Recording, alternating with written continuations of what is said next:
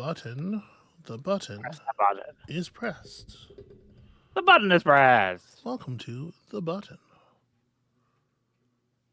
Now I'm gonna have fun calibrating. inside your button. Now calibrating the button. The button is still calibrating. Please do not attempt to evade the button. I have the link. I am posting the thing on your Reddit. No one can escape the button. Hello, Cornflakes. SB make stuff. Welcome to phase 1, where it's still all Pitfall time for some reason. There's no escape from it. Here's the thing. I wanted to play more Pitfall 2, and you're like, no, we're going to move on. We do not need to spend more time on Pitfall 2. We are investigating the history of Pitfall Harry and his video games. But I've been spending time. I want to show off my skills. You were practicing. You were getting better. Yeah, I've learned stuff. Man, that's okay. Well, okay, maybe we'll come back to it. Maybe. It's a little hot. I'll turn this down a little bit. Oh, this. So. Oh, I have a weapon. I have a gun. Super Pitfall. What's up with this? What if Pitfall had 2 buttons? What if Pitfall had 2 buttons? I mean, that's a question.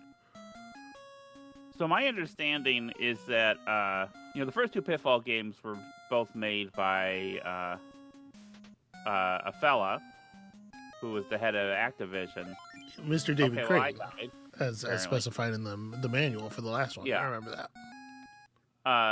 And then this, I believe, this is a long loading time. This is a port of that second game made by a different studio. I mean, this is not a port. This is a different. You have a gun. Right, this is a different game. It has the same plot where I am trying to rescue Rhonda and the cat. And Quick Claw. Well, here's what I'm trying to say though is like this is a Pitfall game, but is it still a Pitfall game if none of the people who made Pitfall made it? Well, is that how intellectual property works? I don't care about intellectual property. Right. But I mean, people say this about like Mario Brothers 2, the American Mario 2. Like, is it really a Mario game? Yeah.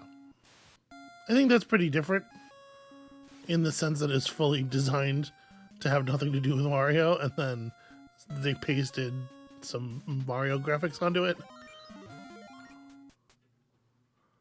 It's a different question, in my opinion. Wow, that was a whole game over, huh? I hate to say this. Yeah. But so far, this control's worse than the Atari version. Okay, I mean, that happens. NES games are sometimes very bad. I'm going to go out on a limb and say it. Oh, wow. Well, okay. Wow. Right. That's what I get for going down that ladder. Completely fucked by that bat. That's rough. I mean, this is hostile. Why did I start in here? What's going on? I mean, that's pretty generous of them. That's cool. You put you in a place where you can get back up easily and.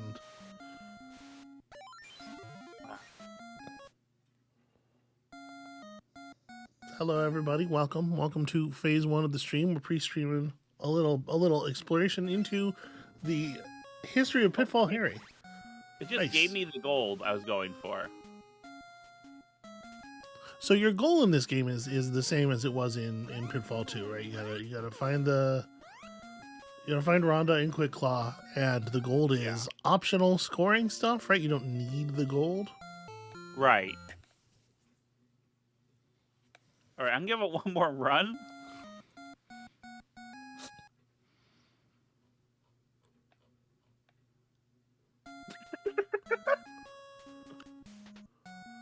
So I'm looking at the Wikipedia page for this game.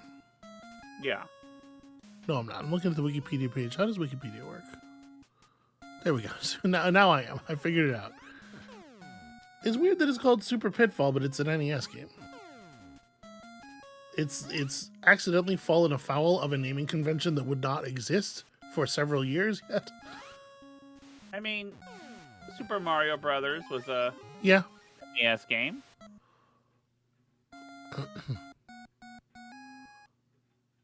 To be clear, you are not the only person to state that this game is worse than the other Pitfall games. This is apparently a common sentiment in reviews of the time. Okay, well, that's history's on my side. Bill Kunkel wrote in Don't Computer start me Gaming here. World. What are you doing? Don't start me next to the enemy jumping at me. Bill Kunkel wrote in Computer Gaming World that the game does not control well and does not stand out well in a market of Super Mario Brothers clones. Brett Weiss and Stuart Hunt of Retro Gamer found it as a step down from the previous Pitfall games, faulting the low quality graphics and the bad game design. Just in generally they fucked this pretty bad.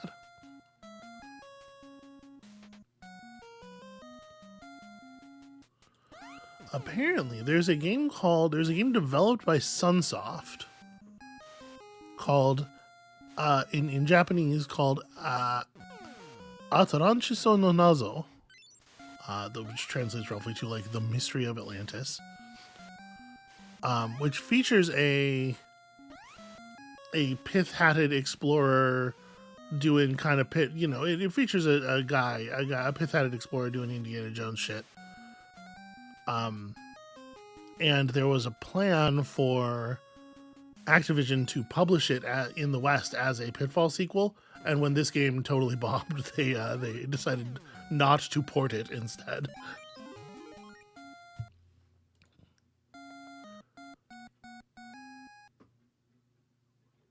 To be fair,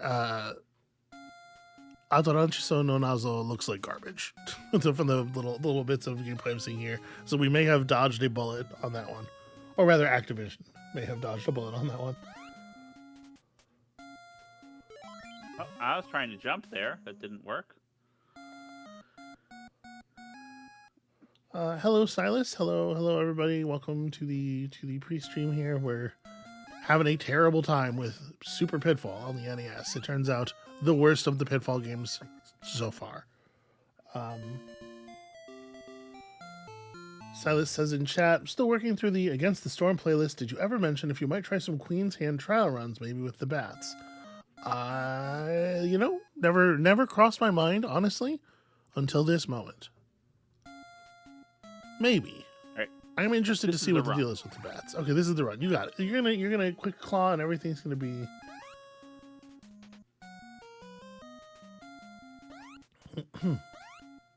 Oh, that jump sucks. That jump feels bad. It's a lot of gold. And I love that I can't shoot enemies that are below me. That I have to, that's good. It's good I can duck, but can't shoot while ducking. That's weird. And in almost all, it's the standard video game language is for ducking to make you really good at shooting. As we will see during phase 2 of the stream.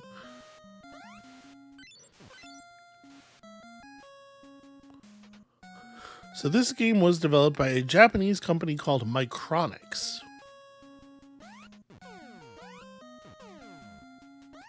Micronix was mostly a port studio. They mostly did like NESification. Port is maybe too strong, but they mostly did NESifications of arcade games, and so there's a lot of cases where they are not direct ports. It looks like. But Micronix is responsible for the NES versions of like Ikari Warriors and 1942.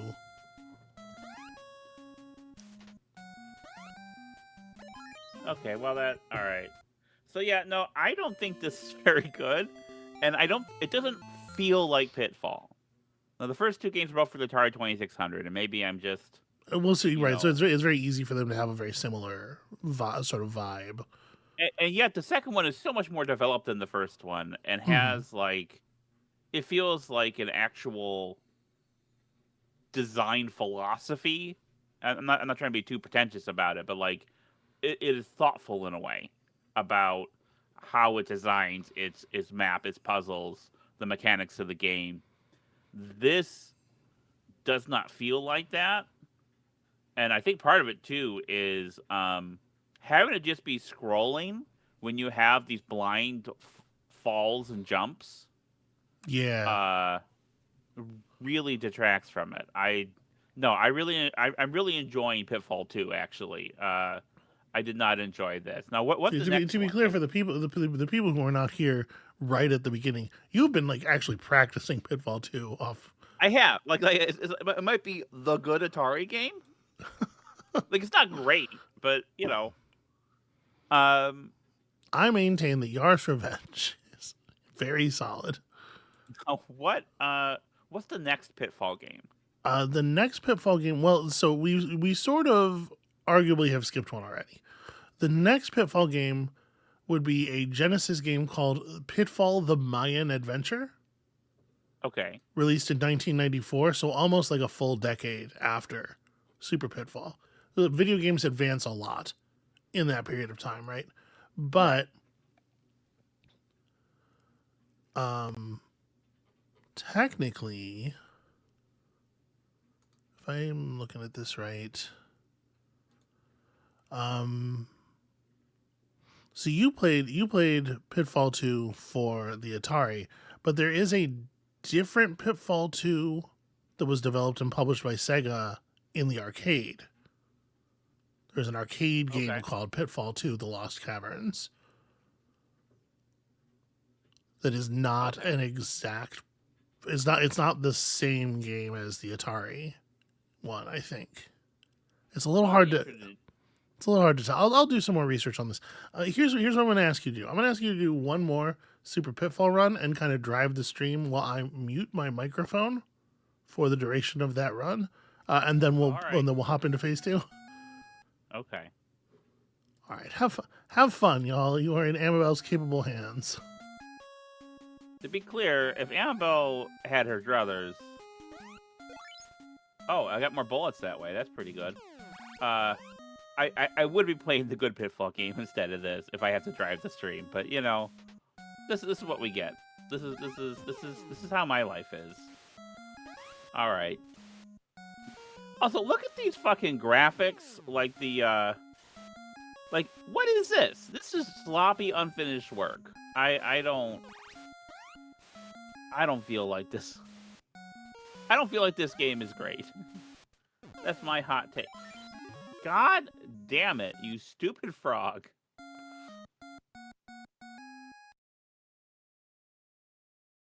It's amazing that they created a new Pitfall game with 2 buttons instead, twice the number of buttons, and they both suck.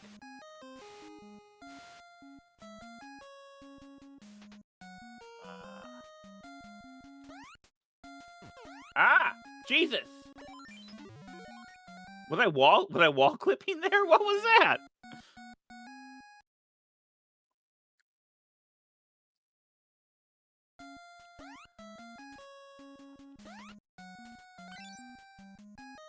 It's really screwed up too that they struggle so much to have such a long loading time.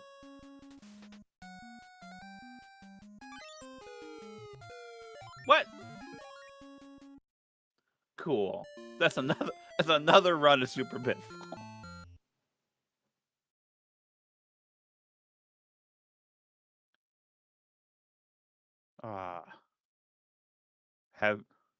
Okay, I'm not hearing my sweetie saying she's ready.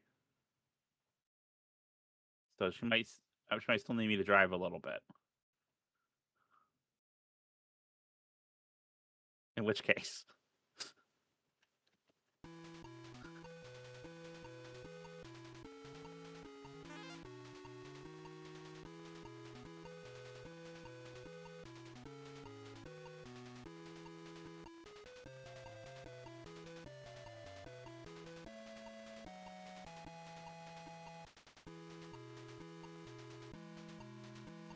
Also, the music here is so much less grating. I mean, there's not much of it. But I would say compared to the compared to the other one. This is... How is the music better on the Atari?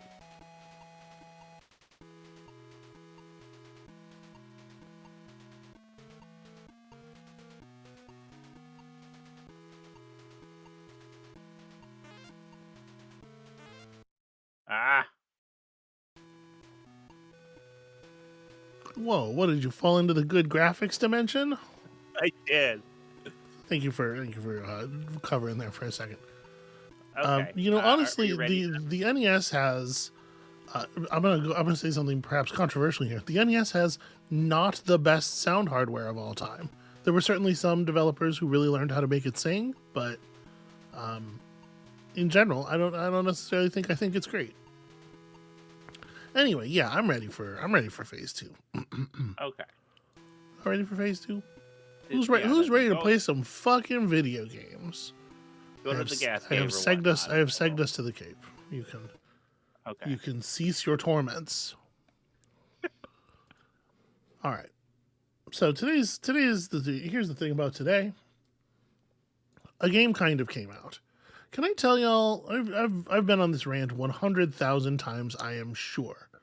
But can I tell y'all how much I kind of hate early access?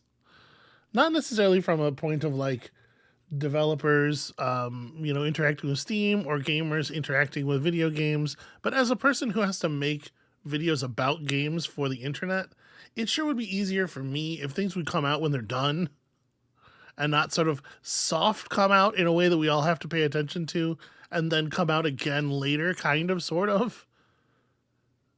Anyway, this game kind of came out, sort of, called Menace. People have been asking me, Talon, are you back? No, I'm not going to make the John Wick joke because it takes too long. But people have been asking me about Menace. Here's the thing. We're not going to play Menace on the channel right now, at least, because I think it's in kind of an early state. But we're going to play a little bit of Menace on the stream because people seem curious, and it's I do think there's some interesting stuff going on. Also gunfire. Lots of gunfire in it. Well, let me make sure I'm passing this over to Amabel. Yeah. Whoa. Okay. That's some gunning. Yeah, and that man figured out how to explode his own self. In the business, we call that an own goal. You endeavor to avoid those, but sometimes. So the graphics here, I think, make it look a little bit more like an action horror game. This is a tactical strategy game. Okay, yeah, I was definitely getting like Dead Space kind of vibes. And Yeah.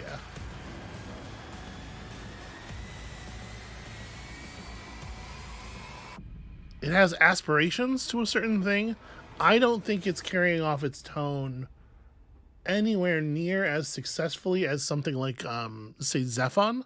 But I also think I only played 2 missions very quickly just to kind of get the idea of it. So I don't, maybe, listen, this is going to be an exploration as much as a showcase. Okay. I have the very basicest ideas of this game. So let us step into my run already in progress. I think like a lot of people just don't. A thing I really dislike about early access is that I kind of think it's good you only get one chance to make a first impression in a way, even as a person who is like ridden with anxiety about such things, like the way that the existence of early access kind of encourages people to disregard certain things about the quality of the game with the sort of like the assumption that, oh well, it'll get cleaned up or whatever, it's just anyway. Let's just check this out. Let's look at Menace in the state that it's currently in, which we are told is early access. Actually, let me, before we start here, I'm going to jump over to the store page real quick. This is in early access. It is currently full price $40, currently on sale for 25% off for the next like week or so. So $30 to jump in if you are excited about this thing. They plan to remain in early access for approximately a year, they say. You know, 50 unique procedurally generated mission types used to procedurally construct different types of operations across 3 biomes/planets with 4 different enemy factions. The plan is for there to be a lot of stuff, and there's supposedly already a lot of stuff. yeah. You were about to say something. I wonder how much the planning for early access also changes the way you approach making the thing and changes the way in which you have a conception of what you're making. And maybe this is more me just being someone who makes board games and I'm the only person working on it and not like a big studio. But like, I feel like if I didn't need to finalize a thing, I would be really susceptible to trying to please the audience in ways that might compromise what the thing is. Yeah, and I have definitely seen some games get kind of like twisted by by developers sort of caving to the demands of a crappy audience and ending up sort of bending their game into a worse shape. And to be clear, I don't want to say that like this is always the thing that happens, that early access is the harbinger of destruction or anything. And I've seen it go very, very well, and some studios handle it really well.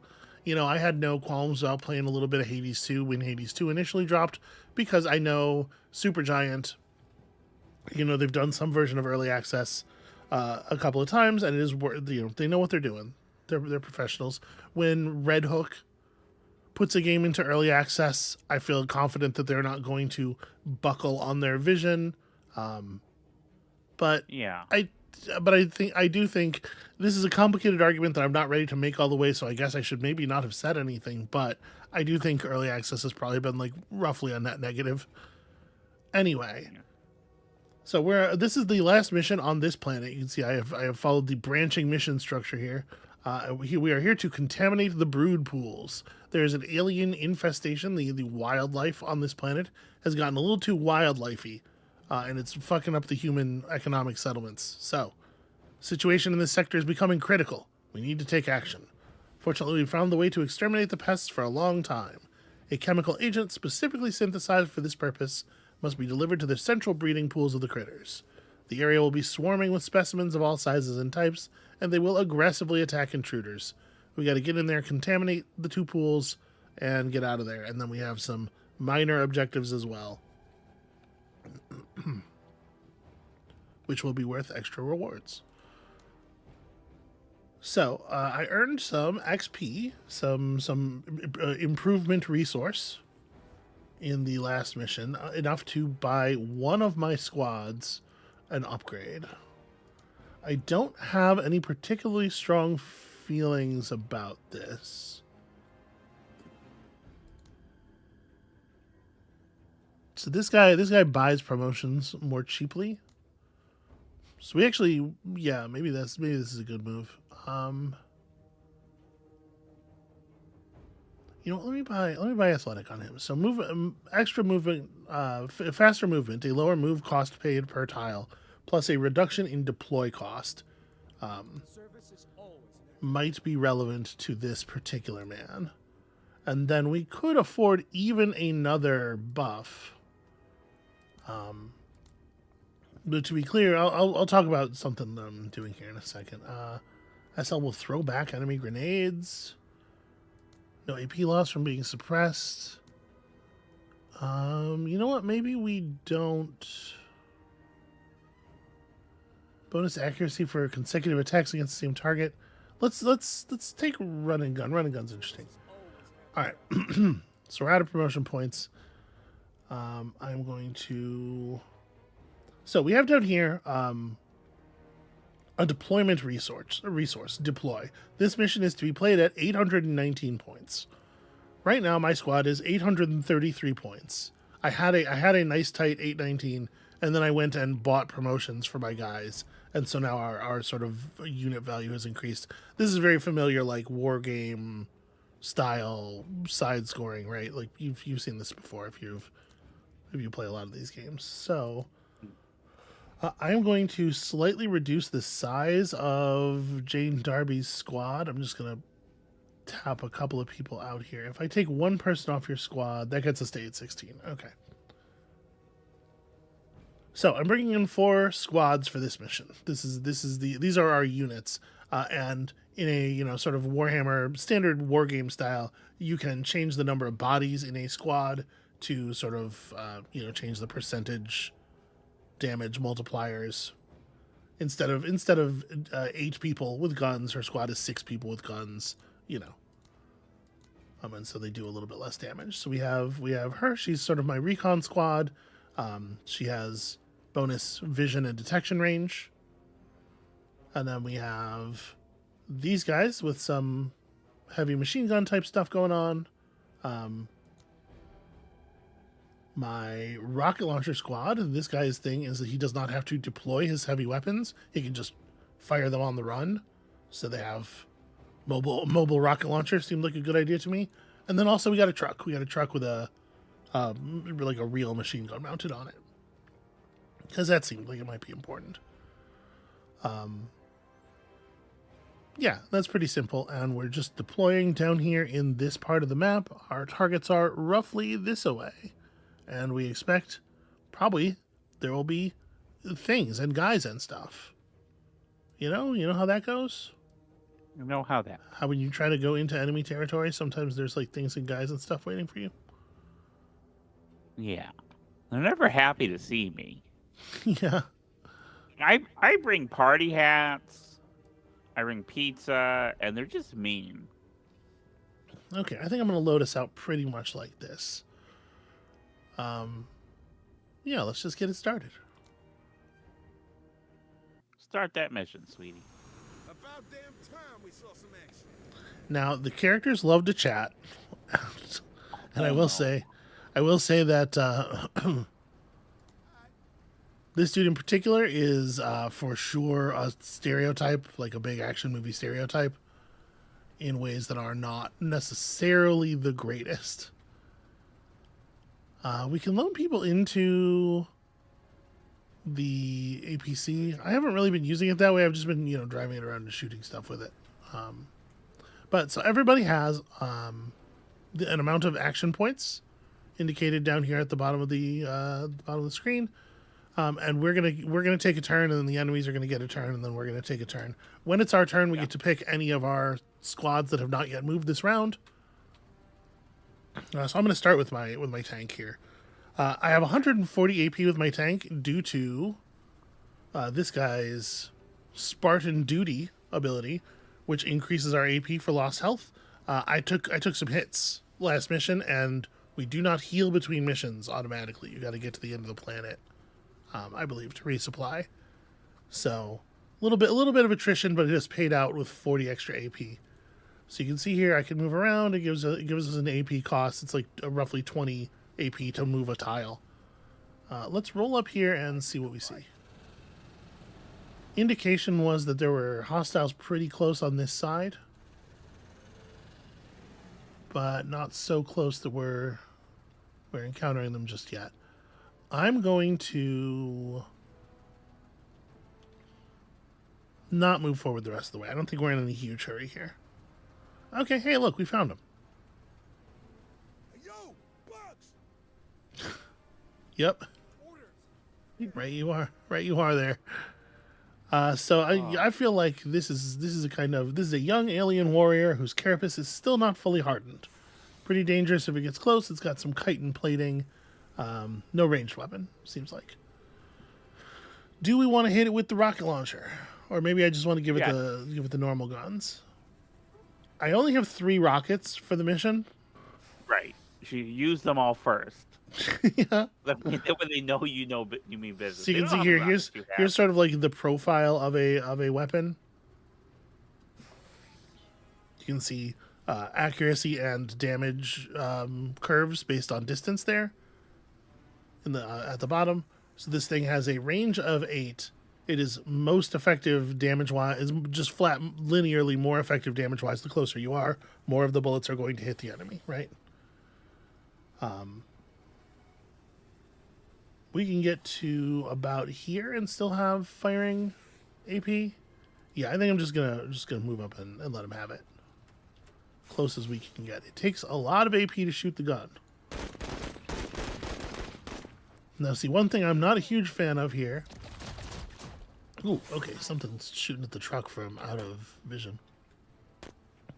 One thing I'm not a huge fan of here is that it doesn't really... It's just not super clear the outcome of an attack. You know, like I couldn't tell you how much damage I did there exactly, and the health bars are fucking... Let me see if I can make the health bars more opaque. Yeah. Because that would help. That would help me a lot. Maybe display is what I want. Nope. If anybody sees an option for health bar opacity, Would it be under display instead of graphics? I was just. We're just in know. display. You just said that. Right. I'm sorry. I am paying Okay, attention. here we go. Here's some UI stuff. UI tooltip delay, tile tooltip. Yeah. I just want like more UI. Yeah, I don't know. I think the game kind of suffers a lot from just kind of like looking real generic. Yeah. Feel free to tell me if I'm being unfair here. I mean, there's already one person in the comments saying it looks generic. So, I mean, it's... Yeah, they have a cool premise and they have cool alien monsters and stuff, and they don't really seem interested in engaging with, like, sort of a... You know, I know not everybody's into, like, wacky Wii U sci-fi tone. Oscar Mike. But I think you should always behave as though you have a theremin on board. Yeah. I mean, we're doing some damage. And if we mouse over the thing, you can get the tooltip down in the lower right that gives you more data. Things do have... there's some kind of morale system. Enemies will you know, panic and break under too much fire and stuff. I'm going to just do a full move here because you can't get close enough to really shoot that thing anyway.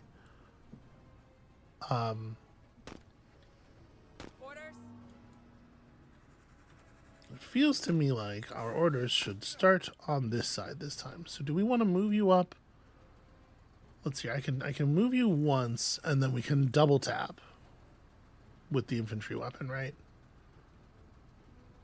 Or we could do it with the tank, but I don't really want to spend the tanks move this way if we don't have to.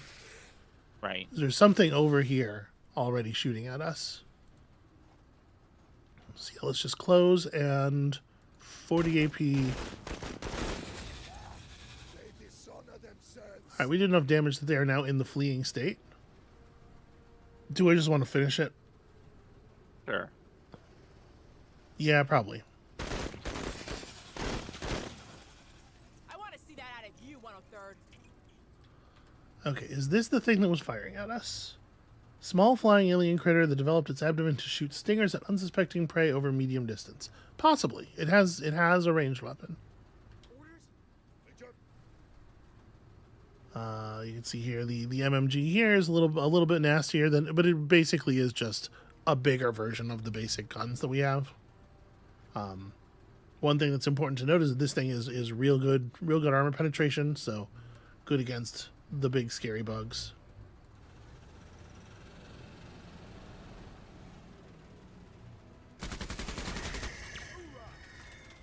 Also, just in general, vehicle-mounted machine guns are like a real motherfucker.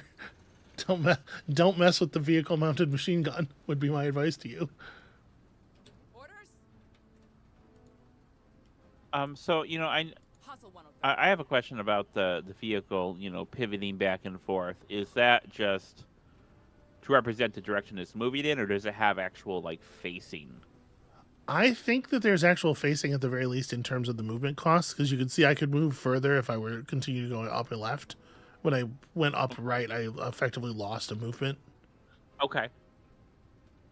So I do think it's paying a cost to pivot it's paying an action point cost to pivot. It looks like to me, Okay. without being an expert on the thing. All right, so we're coming up on our first breeding pool. Also, there's those lost workers that we could and probably should try to rescue. Move it, Marine. Let's move forward just enough to still have firing AP in case I see something. I don't want to get my squads too separated here. Orders? It doesn't seem like we're on any kind of timer, except for maybe it might be the case that there are spawns happening, but I don't, just trying to be cautious. So you can see we get diagonal moves at like partial cost, right at 72 to move this far forward, or 81 to throw a bend on the end, whereas it would be 90 to move another full space. You can do, obviously, like this, we're very much in your wheelhouse here, right? Yeah, like there's a lot of things that I've seen a lot of games that have some, in the board game space that have some similar mechanics or priorities. Making a play. And like questions about like facing, about action points, about activations. Like one of the war games as a commercial prospect, began in the very late 1950s. As far as board war games, not miniature war, as a whole, there are like 3 different things called war games. Yes, yeah. That one is about playing with pieces of cardboard on a map. One is a professional thing used by military or disaster response. One is about painting little dolls and pretending you're going to play with them someday. And they're all kind of like different but overlapping things. But within the board... They don't love when you say dolls. I'm not saying you're wrong to say it. I'm just, I know what I'm doing. All right. But within the board war game space, the very first board war games had like a square grid, and the question diagonal movement was like Enemy movement. a major concern. And the core feature of a lot of like what we call traditional what became hex encounter war games is this thing where you move all your units and then attack with all your units, and then the other side moves and attacks with all their units. And we've seen within, say, the last 20 years within that space, this move to this like alternating activations. Each unit takes a turn, then it's the other side's turn to choose a unit to move, kind of thing, which I feel is a lot less fiddly and a lot more accessible, and also like a lot better suited for this kind of tactical game. There's a degree to which you play an old hex encounter game, you are moving 80 pieces of cardboard as a single move. Like the little pieces in aggregate together become your move. And so having this very discrete thing with action points is something that's been propping up a lot to try to make it a little more accessible and a little less nerdy and a little less fiddly. So it's interesting to see that in this kind of video game format, and to see kind of the granularity of the action points. Because when I see action points in a board war game, you have like 5 action points. It takes 1 or 2 to move this, and 1 or 2 to attack, like that. Having it where you have 140, 120, whatever action points, and this is 10, this is 11, this is 15. Is really plays, I think, to the strengths of what video games can do. That'd be a little. You can really increase granularity at very low cost to the player. I do wish it wasn't so po-faced. Yeah, and to be clear, tonally, it is doing some stuff. I don't know if you saw on the loading screen that service is always an act of valor line, but that's already been used like as something being communicated to a squad where their mission, there's a little cutscene at the beginning of the campaign where a squad was using a mission terminal and watched in real time their chance of mission success being recalculated down from double digits to single digits and then to redacted, and then the monitor flickered and just said, "Remember, service is always an act of valor." So like they're doing something with it, but they're doing it in a very po-faced is probably the right term. They're doing it in a very sort of po-faced way. All right, I'm gonna try actually using my APC as an APC for the first time ever. That might help. We're loading these guys in. I made a real goofy mistake last turn and accidentally hit end turn. I have been playing a game, Phoenix Point, where F is the weapon button, F is the fire. But in this game, F is end turn. And so I moved this squad into position and then hit F to select my weapon, which is not, in fact, how you do that in this game. On the march. Okay, it looks like we're... I mean, here's a problem, sweetheart. Yeah. You're playing on a keyboard Mhm. and with a mouse, which means True. you have 104 buttons, give or take. Orders? Yeah, I have a fancy keyboard. I have extra buttons, but I get what you're saying. Yeah. Games were made to be played with a B and an A button, Maybe. start select. Maybe a second button. Yeah. Oh, what do we got here? Oh, it's just some basic young alien warriors. I will even let us go up as far as, 4 shoulder buttons, 4 face buttons, 2 sticks that can be pressed or used as buttons. Like, that's still like, you can get like, I don't know, 15, 20 buttons there. You're less likely to have, the button in this does that, but it does the opposite in that. I feel like computer games, too many buttons, or they gotta be standardized in some way. I don't think it's very reasonable to be like, hey, listen, if one game does this with this button, other games are not allowed to have different feelings. Look at this. We unload from the APC. Look, I'm doing it. The APC drove us up to the thing, and now we're going to take the action. Contaminate. 60 AP. Love to spend 60 AP contaminating.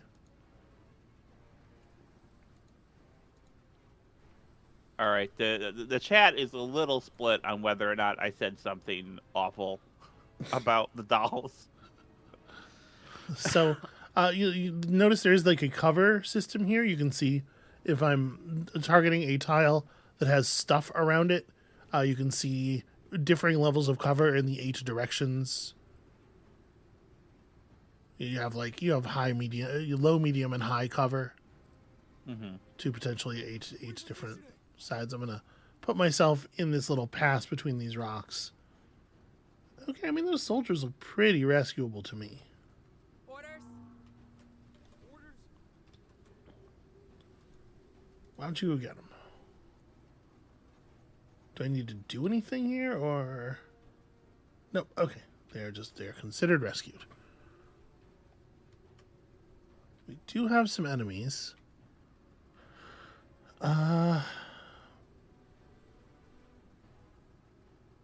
Technically, I'm in range of those guys. All right, here's what we're gonna do. I'm gonna change positions here. So you have the deploy button. Deploy gets you low. It gets you into a more defensible formation.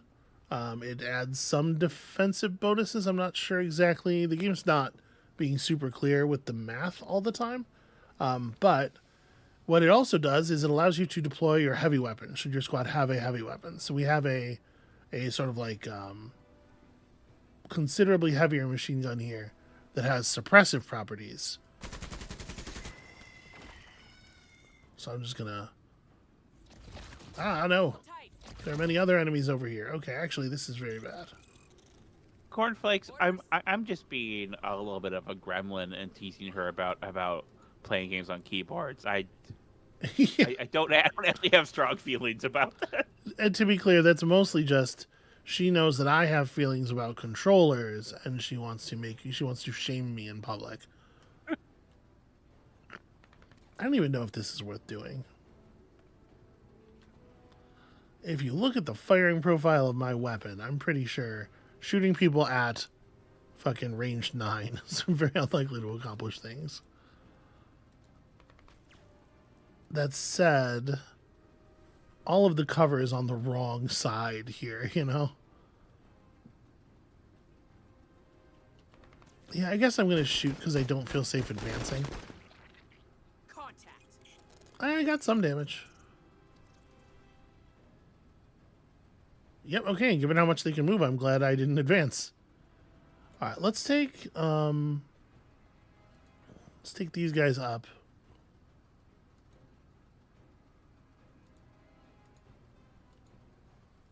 Because I want to try to get the vehicle across. The vehicle's going to be a much more realistic threat to the other bugs. Let's try to solve this with you guys. Okay, they're fleeing, but we don't generally allow that here. Squashed it.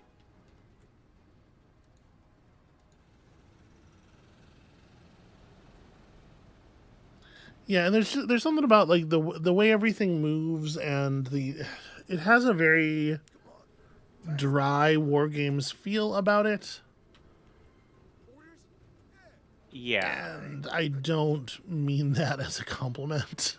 No, and like as someone who got her start publishing like historical war games and then kind of has moved on to doing other weirder things, like I put a lot of thought into presentation, into maybe working within traditional modes and language, but in ways that are have some juice to it, and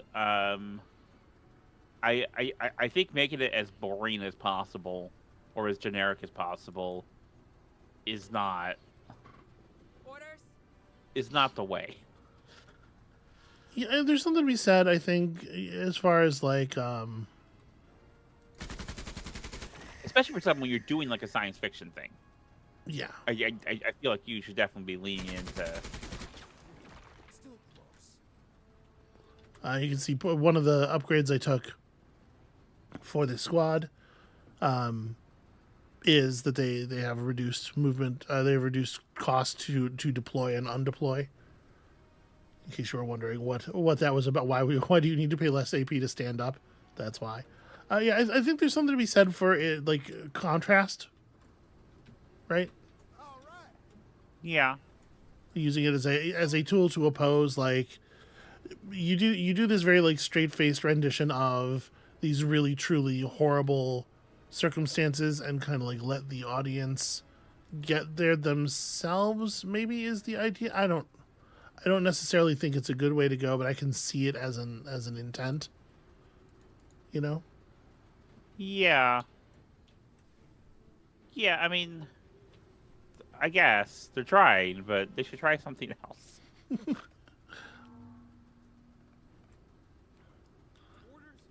All right, let's get a move on here. So this also is like out in the open. I think this is probably some of the least interesting stuff. Obviously, a lot of these cover systems and whatnot play a little bit more in places where there's more cover. But it is always this sort of like strategy level squads and stuff type gameplay rather than something more on a person to person scale like an XCOM or whatever.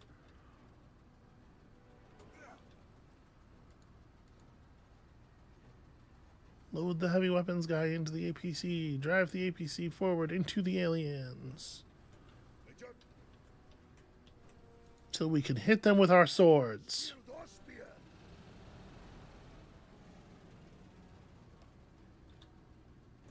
Orders? We're not getting a lot of time for enemy movements right now, so I'm suspecting that we're close to not having enemies left. Alright, let's try to make sure that the closest enemies to that thing is the APC. Oh god. Op 4, moving. Incoming. Civilians, run this way. I was gonna load them into the truck, and then plans changed. Major. All right, I do want to approach, so let's try to get into a position where I can take one good shot here. Spend about 100 of my AP on movement. I will just hose these dudes down. Show me what you got. It's pretty good. That was like half. Yeah. Oh yeah, see, and I have a button for explicitly for spending AP to pivot, which I actually think I will use. Yeah, turn so I'm facing this way. Orders? Orders? I think we're gonna have the scout squad finish these guys off. I'm sure they can handle this in Eyes two on. at that distance, probably.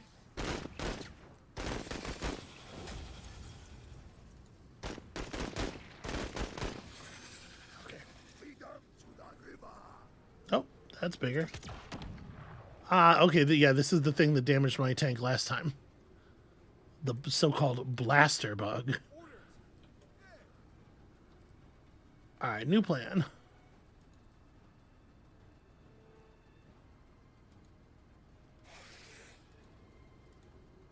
I guess this will do. Okay, so the blaster bug here is a little bit more armored. You see, they're 55 armor, and it's got that big fucking bug cannon on it. This is some like serious Tyrannid type thing over here. Send it up. That thing gets the rocket launcher. What's the Tyrannid? Oh, sweetie, we're gonna have such a good time. Oh no, we can't shoot. I was gonna say we're gonna have such a good time after the stream with me teaching you about Tyrannids, but you have Well, some other plans. time. Yeah. Yeah, I have an engagement. So, So I'm gonna move to support the civvies here. Let's plant our feet and fuck these dudes up. Hostile. That didn't do as much damage as I was hoping. Alright, you guys just try to be kind of in the middle of the team. So the Tyranids are they're a faction from Warhammer 40k that is scary bug people. And they are they have guns and stuff. They have stuff that is like very identifiably this is a gun that is entirely biological. They mutated like rifles and stuff. Cat of Nine Tails says, "What's the Tyrannid closest thing to Australian wildlife that exists in Warhammer 40k?" Oh no, we're taking melee damage. Speaking of Australian wildlife, who in chat is excited about the Roger Jr. news? It's a good question. I told you when Tekken 8 came out, sweetheart, they're gonna bring back Roger or Roger Jr. or Mrs. Roger. Like, we're gonna have some kangaroos up in here. It's been way too long since we had the boxing kangaroo, and you're like, I don't think they're gonna do that. You doubted me, I but did I doubt have you. been proven I have been proven right. I have been vindicated. I did doubt you, and you have been proven. I think it would be hard to argue with that at this point. Here's the thing. I didn't say they wouldn't for sure. I said they shouldn't.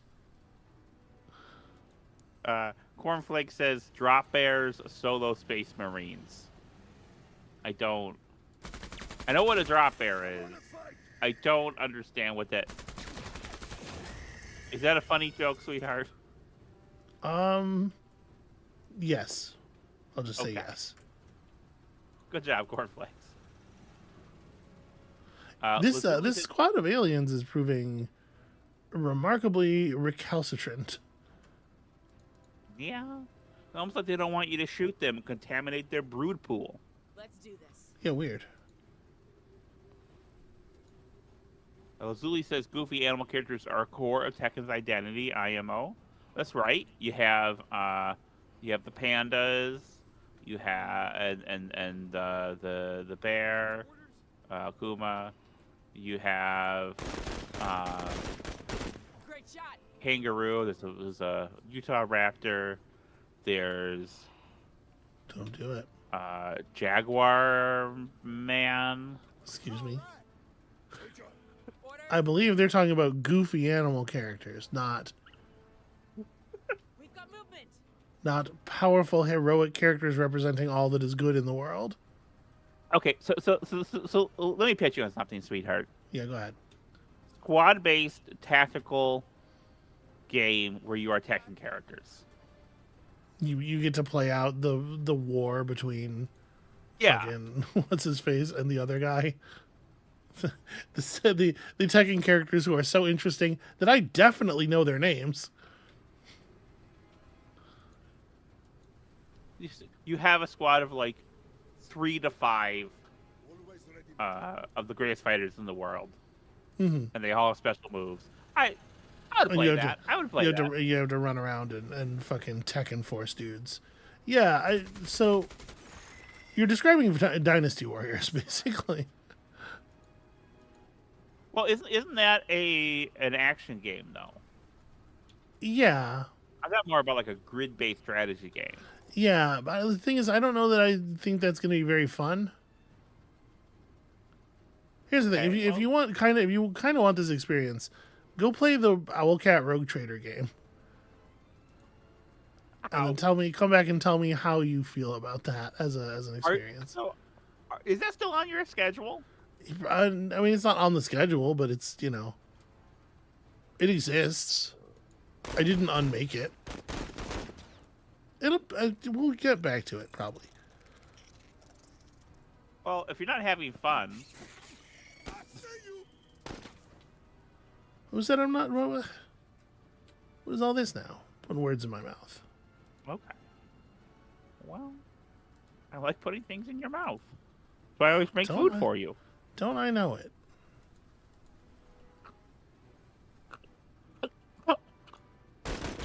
That's right, Cornflakes. There's the Ninja Turtles turn-based thing. We played a little bit of that in I am proud to be your ally. during one of our demo fest videos, next fest videos. The Ninja Turtles one. You remember that, sweetheart? Yep, I do. Always ready. That was all right.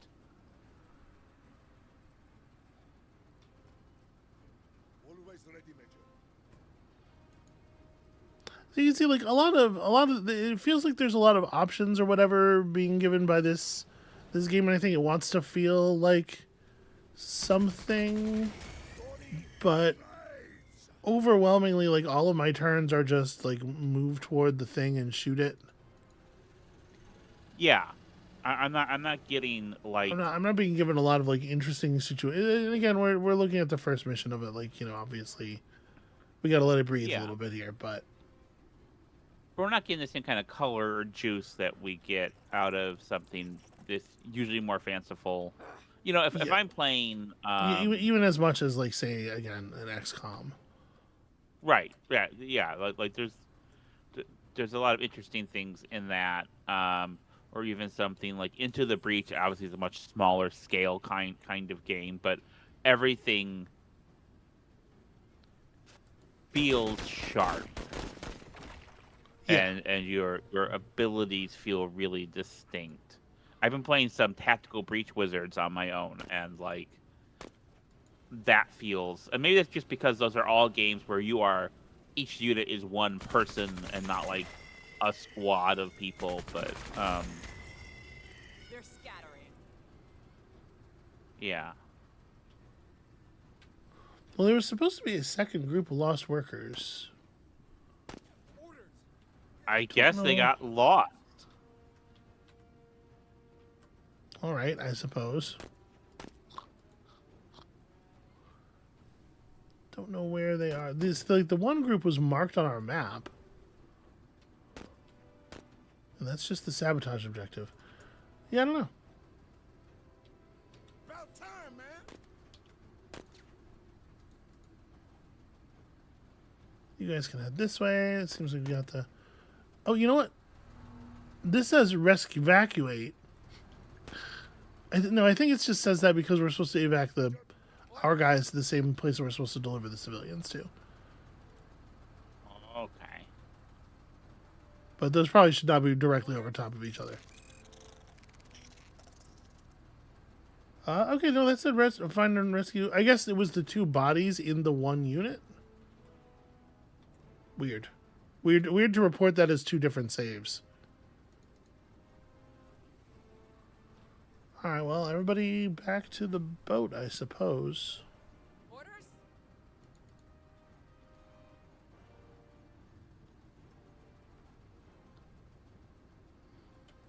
Major, Drive right through that fence. Yeah. Got him. Beautiful. about time, man. Bump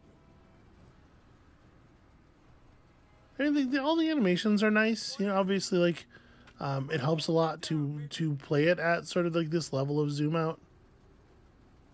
Yeah. Totally Harmless says that they're mildly shocked at how sparse the map is. Major, Yeah, again, I'm wondering if this is just like an element of this planet, this mission, it being our Yeah. first, it being the first campaign. All right, everybody's in the evac zone. Ready to head home, Major. We did it. We did not get. That was 17 rounds. I was not close, but we did it.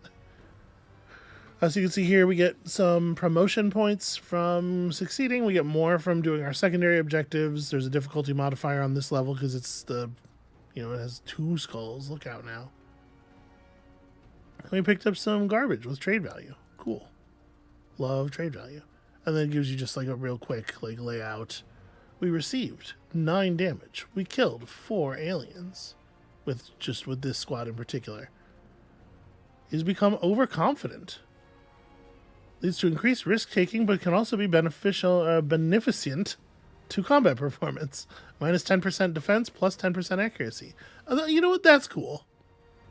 That's cool that the squads can gain the emotional states based on how their combat has been going. Yeah. Gaining 2 positive emotional states in a row, this character is now euphoric, which greatly increases their combat effectiveness. Wow, okay, yeah, just plus 10% a bunch of stuff. That's neat. Everybody's having a good time.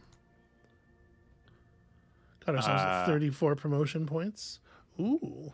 You cleared the infestation with a 4-star rating. So, congratulations on your 87 OCI components, 10 authority, and a fancy gun of some kind.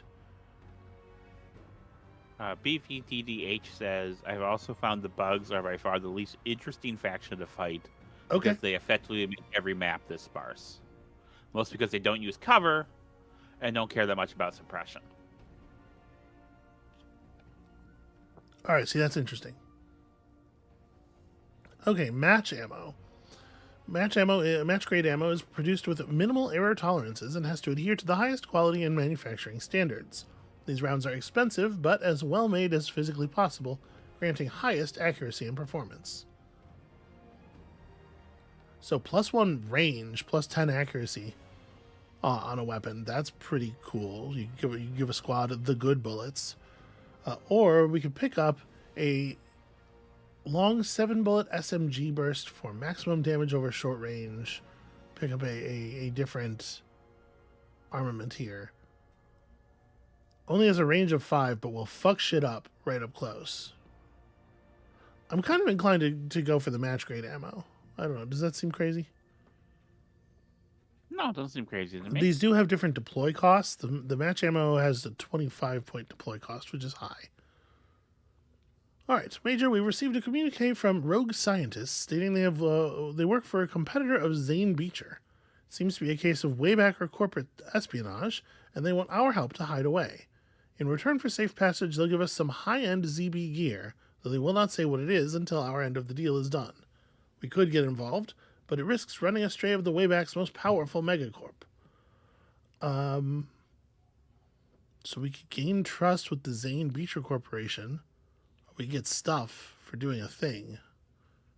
You can see over here there are these factions, these 3 factions in our star system, I guess. My impression is that this is like a run-based kind of thing, and is very there's a lot of procedural generation going on. So I don't know how true, how true all of this will be on other runs. I would love some high-end ZB gear. What do y'all want? Okay, good news. The operation went through without a hitch, and Zane Beecher is none the wiser. As a return for our investment, please see attached documents. These rogue scientists made good on their end of the agreement. We got 25 OCI components. I almost know what those are. Already mingling with the locals, are we? I am sure your secretary will advise you otherwise. But take it from me. Be careful who you help out there, General Crozier. This is very quiet. I apologize. Major, whoever you are, end of line. So the Major, we are not welcome in the way back. However, the Impetus is easily the fastest ship in the system. We have no political allegiances, and our Marines are an elite fighting force. Whether they like us or not, a faction refusing our assistance leaves them with the possibility that a more cooperative competitor might grow stronger. In time, all of these factions will be asking us for help lest they want to be left in the dust. So yeah, this is the basic situation where we're in this far out kind of like rim of known space kind of area. We're sort of an army that is not directly involved in any of the conflicts. We've been disconnected from our command and control structure, so in theory, I am in charge until we can reestablish some kind of connection, and we're just kind of out here doing whatever we feel like doing. Report for someone who speaks to us so unintelligently. Let us resume the mission, Major, and let our results speak for themselves. Okay, so we just cleared out this planet here, the alien infestation on this planet, which is called the Dice of the Gods, I guess.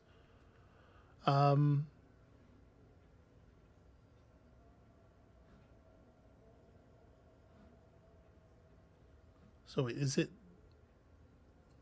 Can I? Yeah, it looks like we could just take another mission on the same planet. Because this is definitely different. The other one was up here. But the aliens we're saying the aliens seem kind of like a boring. Yeah, let's try something else. Yeah. So this will have us up against a counterinsurgency. These are both counterinsurgency jobs. Well, let's try the one that's in a temperate forest. I'm a little worried that a desert planet is going to give us terrain that's a lot like the terrain we were just looking at. Here we have an aggressive warbands of pirates making an unexpected planetfall and have spread over a concerningly large area. Local forces have been outmatched by the pirates' audacious tactics. The TCR needs to insert, secure the area, and ultimately find and destroy the pirates' base of operations. Okay, before we do that, we picked up resources and stuff. Let's talk about this kind of stuff. So, here's my ship. It's not doing so hot. Your ship looks like a gun. Yeah, well, this is the front, I think, because that's the engines. Yeah, it's still. So, Medical Bay provides human and machine-assisted medical treatment for the sick and injured, allows us to revive 2 squaddies per mission with a 30% chance to revive each subsequent casualty. Repair Bay will let us restore vehicle HP between missions. And the Wayback Outreach Office will give us +2 manpower for each completed mission. I don't know what manpower does. This is the number of squaddies. Authority represents your ability as commanding officer of the TCRN Impetus to keep order and discipline on board your ship. At lower levels, negative events like accidents and brawls between characters become more frequent, whereas with higher levels, they become more rare. On the battlefield, the discipline attribute of characters is modified. Blah, blah, blah. Squads recover from being suppressed. Okay, complete missions with a 4-star rating or higher to increase it. Seems important. So here we have my squads. I can mess with them. We can buy and sell stuff on the black market. We get a hold of some different weapons and armor. This stuff seems kind of cool. So right now,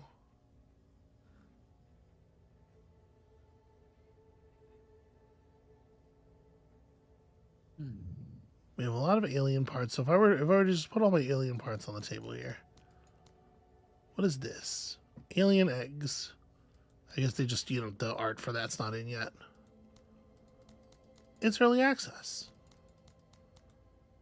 I cannot right click to drop a whole stack of stuff on the table. There's probably a button for it. It's probably like shift click. Nope. Okay, well I don't know what it would be, but so we have like 425 value worth of stuff that we can't use here. Which is enough to maybe pick us up a vehicle even. A light walker used for scouting and mobile fire support. Not very durable, but cheap to deploy. I mean, that does look cool. Should I buy the thing that looks cool just because it's the thing that looks cool? Yes. Ooh, Falcon Recon Skybot. So we're starting to see some of the stuff that's like a little bit more interesting and fun.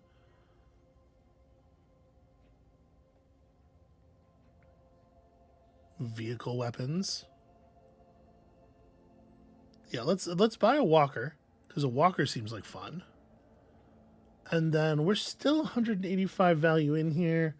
I think I only have the one vehicle weapon right now. But I can't quite afford the flamethrower. So this is CMG 50 MMG. This is pretty similar, it looks like. This might be exactly the gun that's equipped on our other vehicle. Which I think I can just pull off and put on this thing if this is the thing we want to equip in our vehicle slot. I like the art on this one's not done yet, so it's just this is the grenade pistol.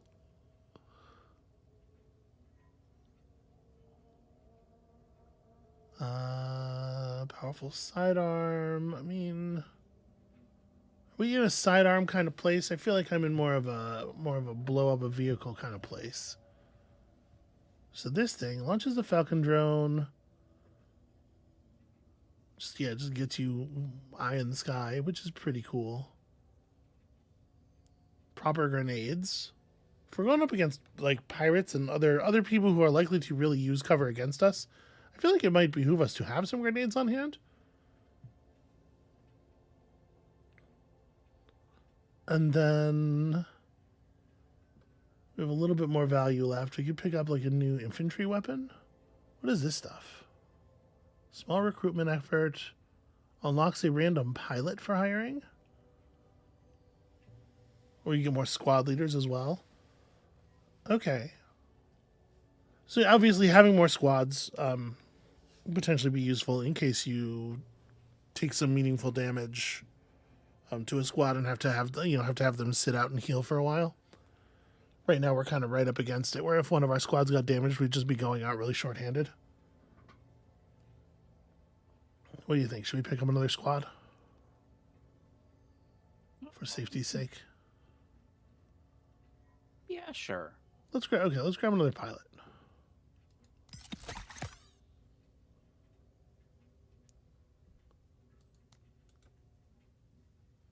Okay, so these are my folks. Here we go, hiring. I can spend 30 authority, I guess, to hire on our new pilot. I have his chance to hit cannot fall below 30% for any reason.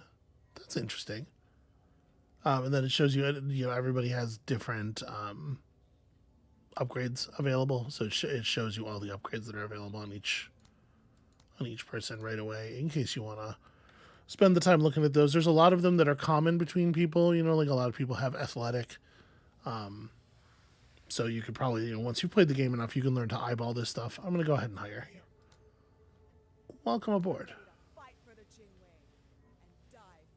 Andre's showing up in chat and says, Menace! Yes! It is, in fact, Menace. It is time to be a menace to South Central while drinking our juice.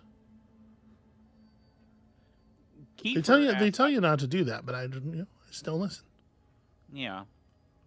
Kiefer asks, how does it compare to UFO Enemy Unknown? I don't know that one.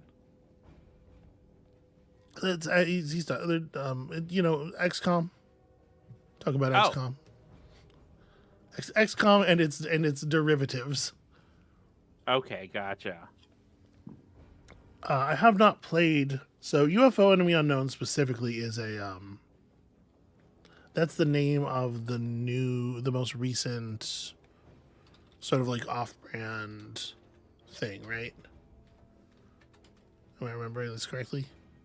UFO Enemy Unknown is the name of the first XCOM game in different territories. Oh, gotcha.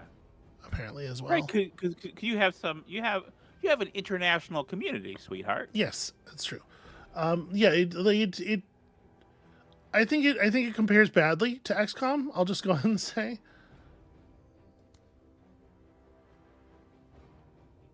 So to establish a lasting presence in the region, we need a planet-bound base of operations. There's a deserted combat outpost nearby that we can seize and rebuild. Pirates have been using the outpost as a base of operations. Okay. So we're allowed to insert at any of, or does this icon denote a mission type?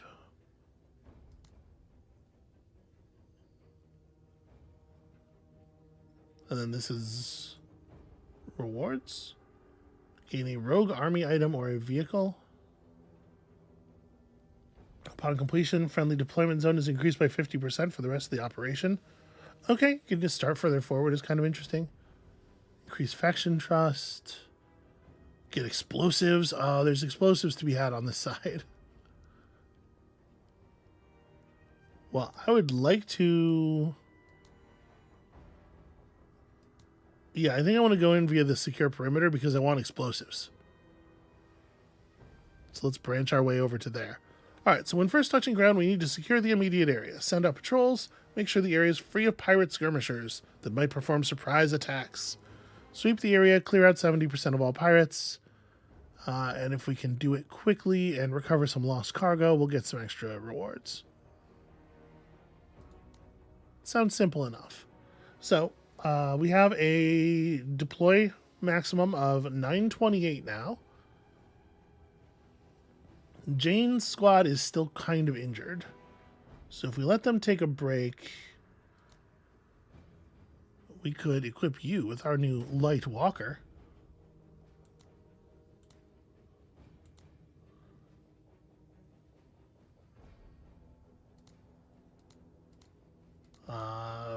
Modular vehicle medium. Okay, we don't have any medium weapons. I didn't look at the slots that it had on it foolishly. We have a light weapon. We don't have any medium weapons for vehicles. Well, we couldn't have afforded them anyway, right? We were looking at that. Okay, so never mind. You're not coming with us just yet. We'll just take Jane out. We won't get her shot. It'll be fine.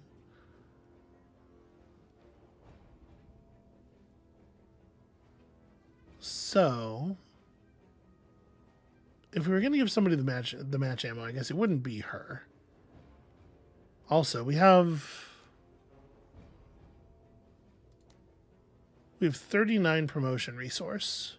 So we probably ought to promote somebody.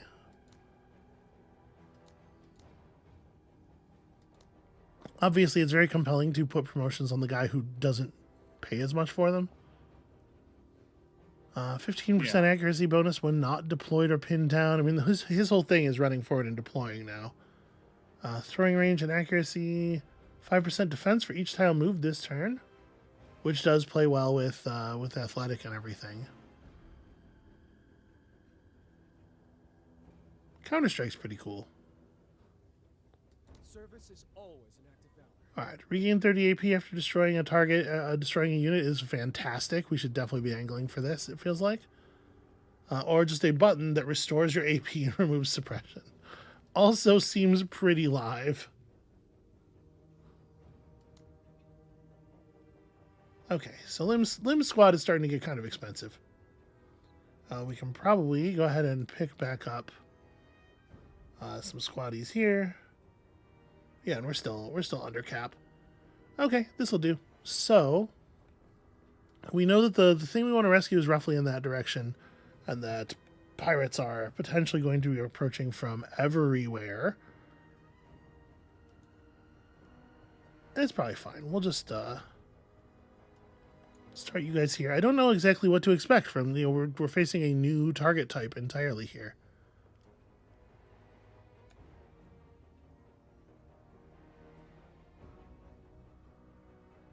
If I think there are enemies out there, do I need to be in a hurry to rescue? Well, it says rescue, but it is cargo, not a person. So the pirates aren't going to kill it. Let's start like this. Try to figure out what these are real fast and then sweep around.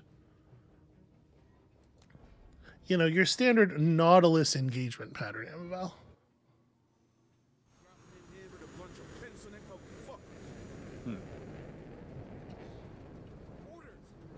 Thank you, Techo. He just wants you all to know that you're motherfuckers. It's important. It's critically important to him that everybody understand. So here we got some pirate scavengers, 30 armor, 80 health. Okay. It's worth noting that for armor comparison purposes, my squads have like 10 armor. Well, not the truck, obviously, but you know. Yeah. So we are not well armed. We do not have the good stuff. Back to our standard 110. Our standard 110 AP here because of the fact that, you know, we do not have any damage on us anymore. I think I'm just gonna open fire on these dudes. Yeah, but what if you suppress them all the way? Okay, I mean, they're down there, they're pinned, they're in retreat mode. I guess we'll accept that. I'll call that good. I suppose I may as well move. Eyes open. All right, so we had thought that there was probably 2 squads in this like area down here, and then maybe something down this way as well. I'm debating whether I want to have her like try to run across, only to have to run back later. You know? Yeah. Chiragayadev. Sorry if I'm mispronouncing that. The game is just called Menace. Yes. All capital letters, if I'm not mistaken. Yeah. No. She just, the thing about our dear host is that she can't just put the name of the game and have it just be what the stream is, so you know what we're doing. She has to have some kind of title that's a little harder to parse. I feel like I'm being criticized. Can I tell you a little? Okay. Can I just Can I just defend myself here for a second? No. Can I tell you? It is a kind of a stupid thing, but like, to be perfectly honest, I'm not super like optimizing for new people who don't already know what our deal is finding us via the stream. Yeah, I know. Like, obviously, new people are welcome. But my primary concern is like the stream is kind of a thing for the audience that exists already, and they know when and where, so the name doesn't need to like be a big glowy sign. I was already a little nervous about streaming, just kind of in general. And I know that's not growth mindset, but I don't have a growth mindset. I love that you don't have a growth mindset. you have a I do the work mindset. You know, and like the only thing I would complain about is that it sometimes makes it difficult. Let's say, for example, that you had it's just retreating. Let's say that you had done a series of streams on a game, and someone who loves you very much was editing it together into one giant video with the highlights being clipped, and it might be that it's actually quite difficult sometimes to know exactly which streams have that information for this hypothetical person that loves you very much and is doing labor for you. I think if you know what you're looking for, it should be quite easy to tell from the name of the streams what game is being played. Hypothetically.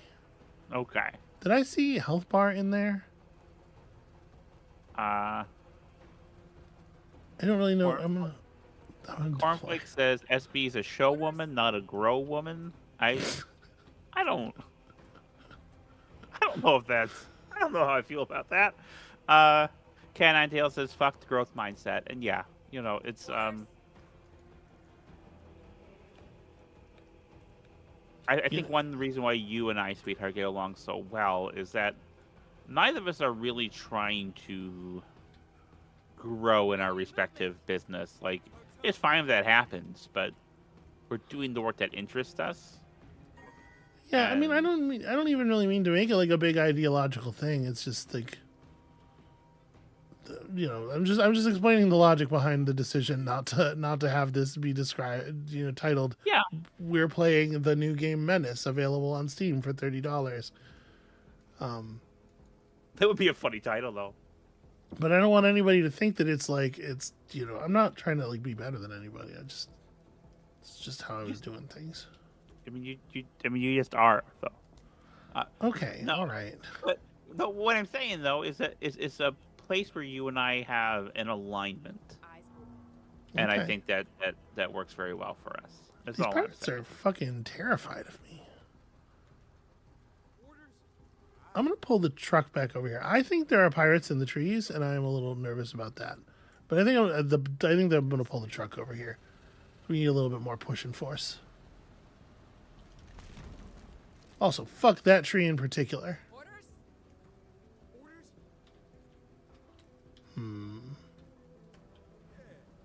I mean, we got to push these guys a little bit, but it is like a little scary to approach an unknown force with a gun. I don't know exactly how effective their armaments are going to be against us, you know? Yeah.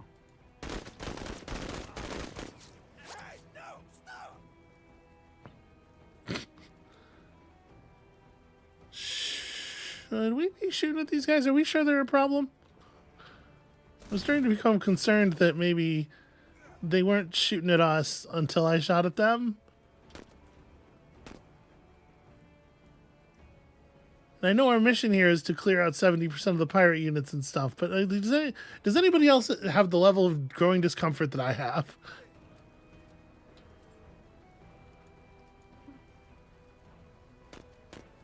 Nothing? Well, No, I don't have this. I think they're just. I think pirates are just, you know, a superstitious, cowardly lot, and you should become a bat to destroy. okay, so that's not really an answer to my question.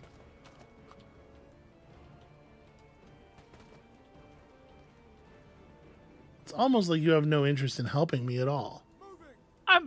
I just don't have. I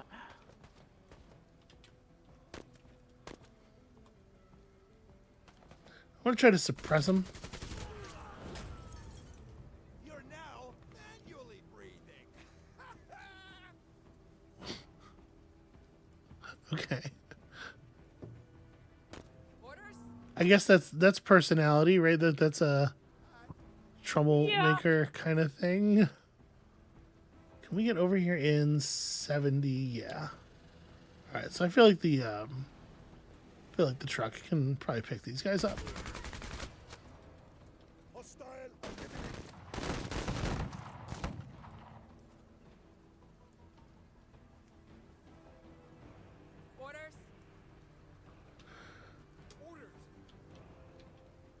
I don't have vision anymore. Yeah, let's move her up because she has the detection bonus. Can we make these guys visible again? We cannot, actually. Not trivially.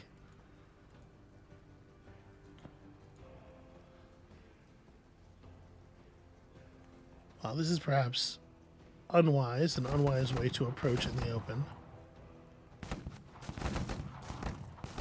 A lot of shots being fired kind of on a sort of around me. Like, it doesn't even really seem like they're trying all that hard to hit me, frankly. 63.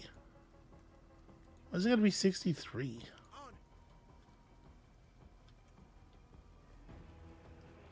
Alright, so am I allowed to just fire to a tile? Yes, even if I don't currently have vision, I can just open up. That's nice. Okay. Yeah. I like that ability. Okay, so it doesn't do a great job of representing like what is your meaningful chance of hitting a thing here, right? Like I would really like it if I could get some kind of like percentage breakdown of like I don't have a good shot here for sure.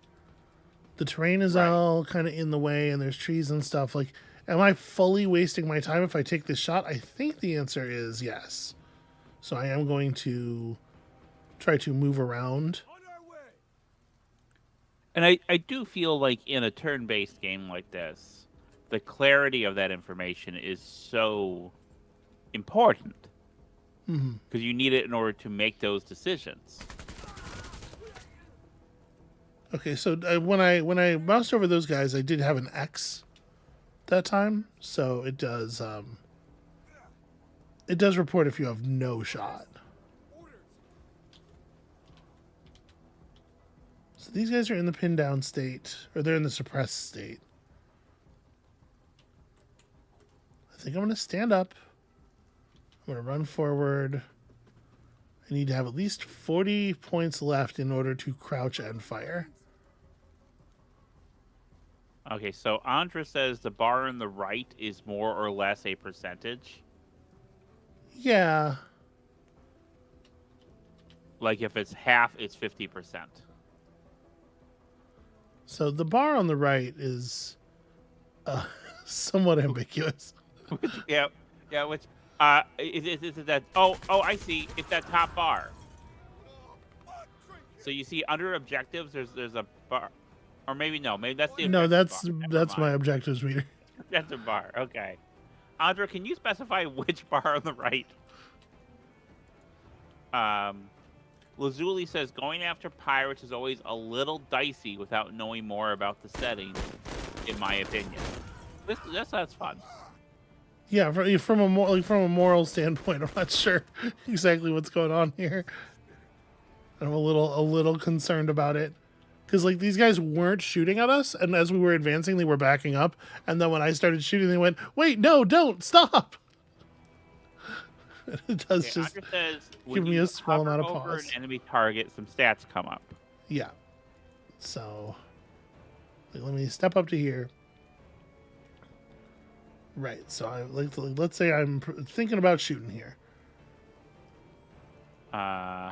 Relative to this enemy, I have full armor penetration. I would not do a lot of suppression damage here, and my accuracy is rated as medium for this shot. I'm assuming that's the bar that we're talking about. Oh, that's probably the bar. Yeah. But I'm just saying, this is as far as representations of these numbers go, this is a bad one. I don't like it. Yeah. I definitely prefer the clarity of like the percentages that you get in XCOM, for example. Hostile eliminated.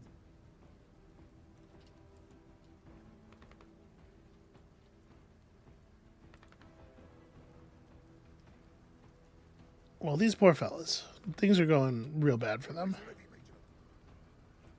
I'm not even going to bring the truck back over here. I think this area is resolved. The truck's going for up here. I am enjoying what we've managed to turn Lim's company into.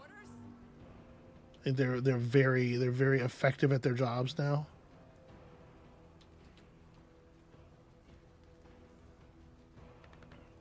Yeah, let's just run over here and do it. Like, pin him down, crest the hill, and finish it. Thanks. Find me danger. With pride.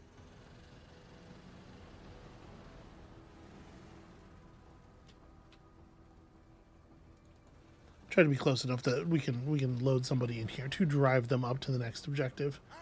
Let's get it. All right, so we cleared out the one pirate the one pirate unit we knew to be over here.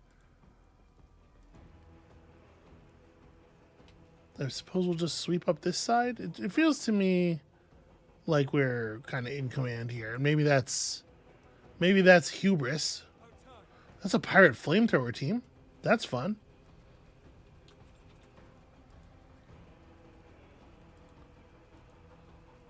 On our way. I know flamethrower team is like, you know, like a heavy weapons team, but it's making me think of like competitive flamethrowing. It's a little bit like the caber toss, except in all the Yeah. ways that it's not much like the caber toss. or like coordinated synchronized flamethrowing. You know, like a team putting on a routine. Mm-hmm. So my target's in cover. We're not going to get much in the way of suppression. These pirate boarding commandos have 75 armor, and they have counterattack. It says no armor penetration. Yeah, this gun is butt at armor penetration. It says poor damage on armor penetration, but the armor penetration value is given as 25, and that bar is halfway full. So it's sort of implying that it's like half as good as it's going to get. Tab KIA. Oh man, 2 of my squaddies went down. They meant it when they said counterattack. Help is coming. Okay, jeez.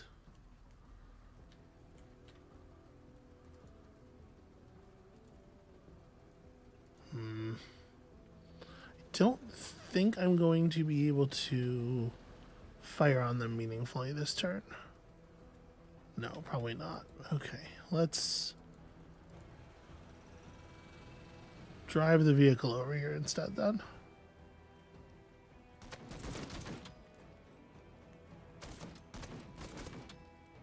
Wait, they're not dead. No, that's true, we're not. All right. Okay, so this is bad.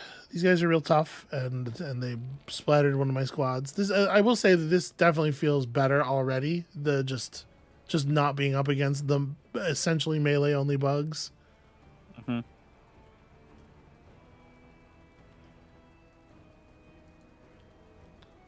Not necessarily a best foot forward situation there to be like bugs on an ice planet, and I guess to a certain extent that's my fault because I did choose that. Yeah. But at the same time, they did present it to me as a choice. Yeah, I can't really get a shot off here.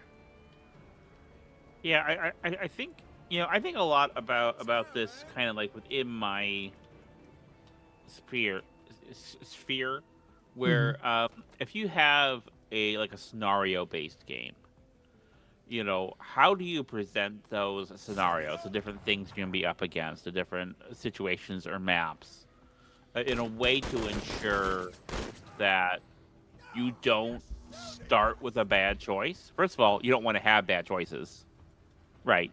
But you don't want to start with a choice that's not going to show off the capabilities of the thing. And I feel like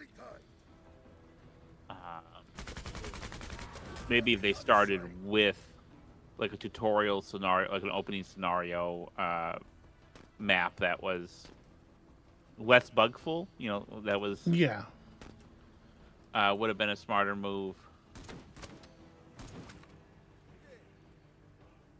But that's the kind of structure and shaping that can often come later in like game development, and this brings us back to like the early access question. You know, like, is that a thing where if this was a a finished product presented to you finished, would they have not had that problem, not have that kind of possibility for a bad first impression? Yeah. Finding the fight. I definitely think there's a very serious degree to which early access is used as a way to sort of push a thing out and the developer just sort of like hand wave away a lot of criticism and be like, well, it's not done yet. And then get you to spend your money before you see what the quality of the thing is going to be.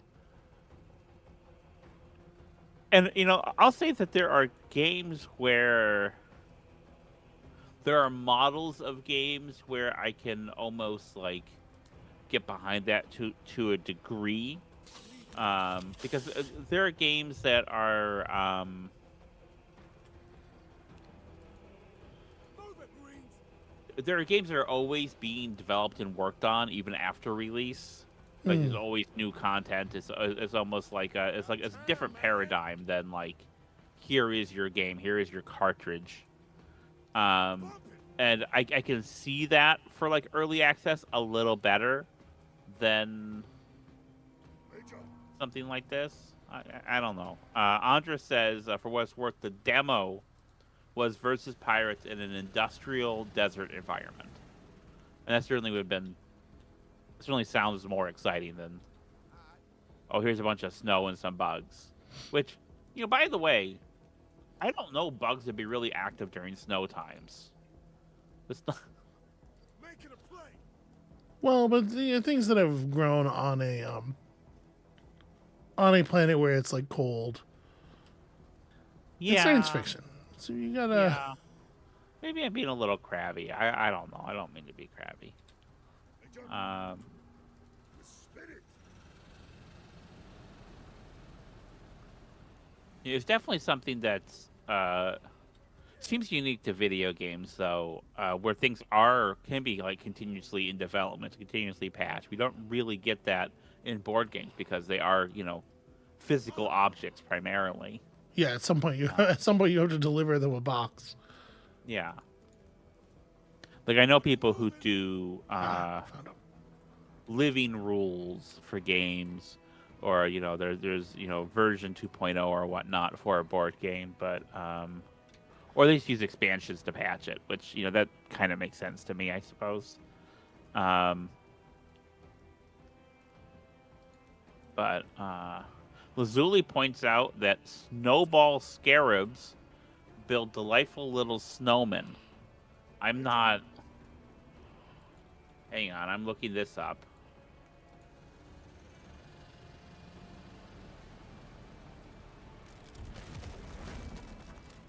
Sure, I mean that makes sense. Some kind of like snowball, some kind of like ice version of a dung beetle, effectively. Oh yeah. Orders. Okay, I'm finding a bunch of like wikis for different video games that have this. So maybe. Oh, that's not real.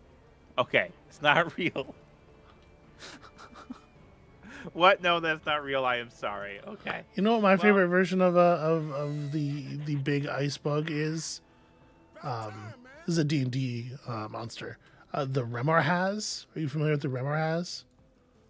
I don't think so. Can you spell that for me? You say spell it? Oh, REMORHAZ. Yeah. Okay, let me. Firing rockets into the trees. Boom. Oh, that's a rad monster. Yeah, the Remor has this fucking rad. It's the deal with them is they have like an internal like a magma core basically. Uh-huh. So that's how they manage their bodily functions in extreme cold. And it also obviously has a lot of implications for like trying to kill them with a sword or whatever. Really? Let's get it. All right, they decided they're trying to hide in the trees. The trees were not working as a strategy.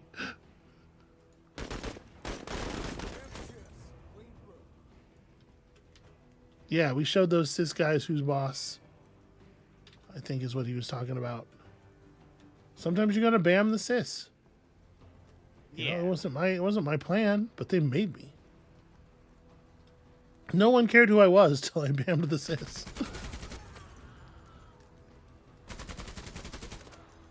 What? Is that a reference? In a very, in my sort of standard, very tortured way, yeah. What is it a reference to? So I'm, you know, obviously I'm sort of, I don't know if it's appropriate to say snow clone, but it's sort of aping the structure of no one cared who I was till I put on the mask. Okay, what's that from? And well, you know I'm trying to play a video game over here, right? Okay. I'm working. You can go to know your meme yourself. I am recovering a crate. Seems important. Oh, it's right from that movie. I only saw that movie once in the theater, and I did not see it again because it's not as good as the other two.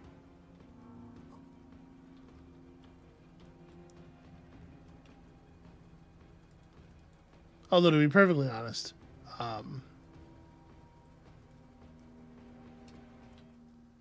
my primary familiarity with the quote is, the Payday community likes it. Oh, okay. There's a whole big thing about masks, and Yeah. I don't know for sure if I have to return the crate. Like, it might be the case that if I hit end mission, it would count this as completed. But since I've already blown all of my timing based objectives, I figure I may as well. Take that, my own fence. Fuck you. What? That's just really delightful because he could have gone around.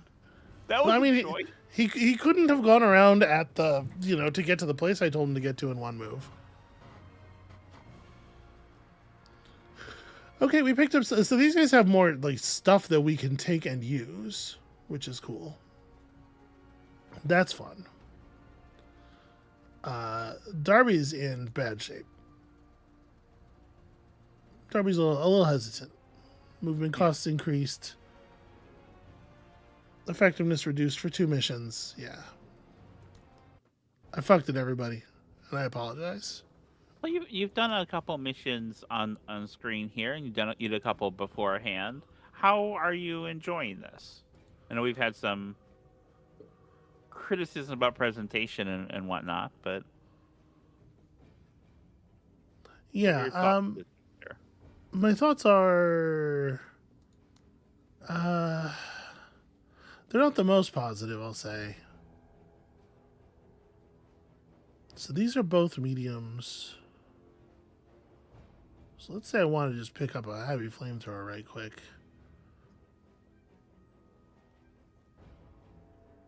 These guys have some, okay, we picked up some armor that's kind of interesting. But I want to put a weapon on my walker and use it. We don't think we picked up enough stuff here. Yeah, I don't like.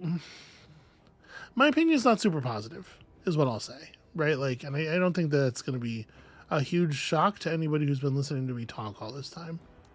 Yeah.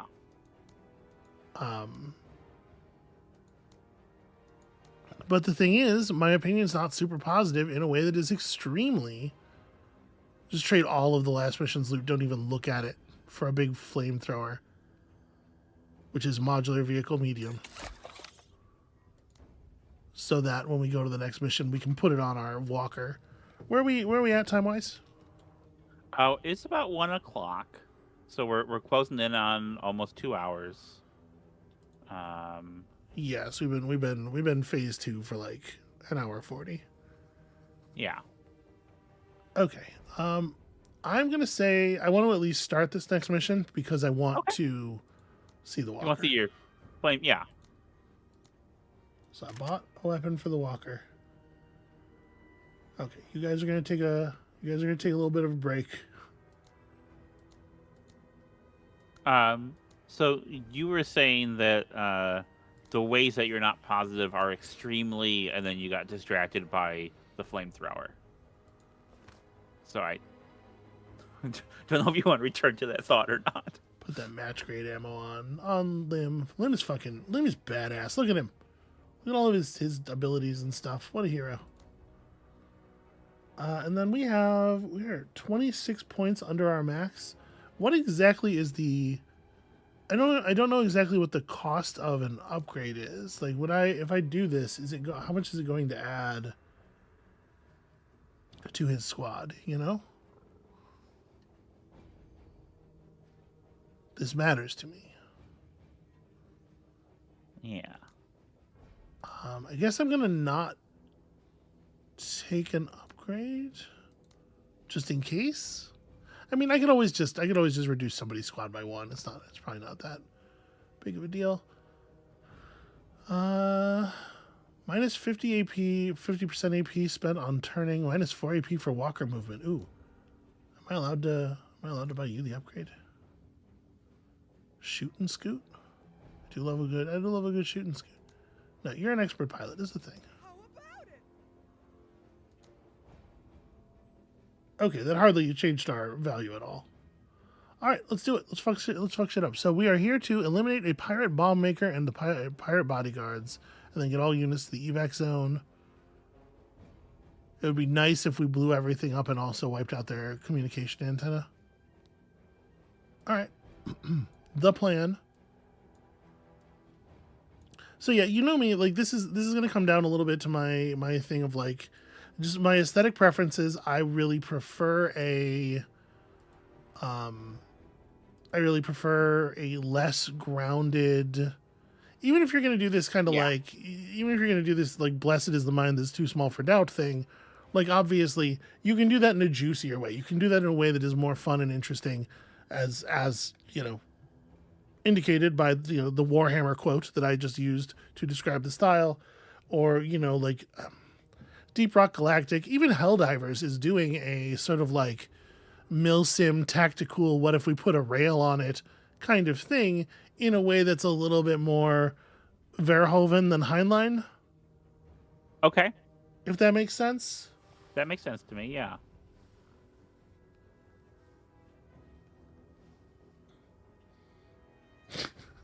See Nick in chat quoting me, yeah, I don't like the distracted by flamethrower appearing. Listen, I know how I am. I know what I like. Let's fuck some shit up. I see Andra saying, I really enjoying the squad leader and gear variety and the opponents to not loving the menace, the titular menace as an opponent, and clarifying that that's a thing that we have not seen yet. So there's, obviously we're very early in. This is only the second set of missions in my first campaign ever. So there's a lot to see yet. Check out our walker. That's pretty neat. Right? Yeah. Now this thing has a range of 5, so we got to be a little careful with it. This has got to get right up on our enemies to do meaningful damage to them. Let's use this thing as a scout first up. So I mean, I gotta destroy this. Do I want to just shoot it? It's taking a lot of XP, a lot of damage. I don't know if there's a better way. I don't know if we could like run guys up to it and drop an explosive. I don't have any explosives. This is the whole reason we're doing this mission is so that I can get some explosives, right? So actually, that's probably not on the table. I probably just need to shoot it. We do have a rocket launcher. I could use rockets, but we only have 3 rockets. My inclination is we'll just keep shooting it with the vehicle gun, I guess.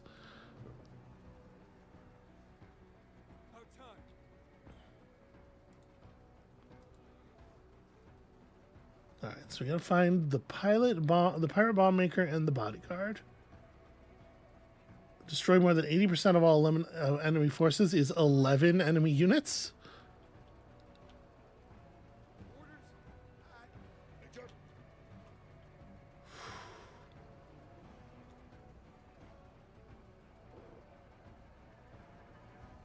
Yeah, this thing does have a lot of armor. Actually, maybe it does make sense to hit it with a rocket.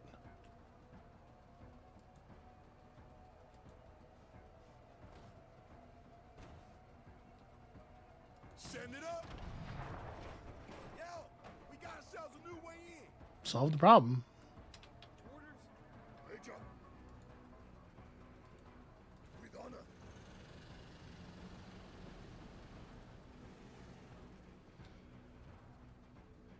Okay, so our evac point is over there.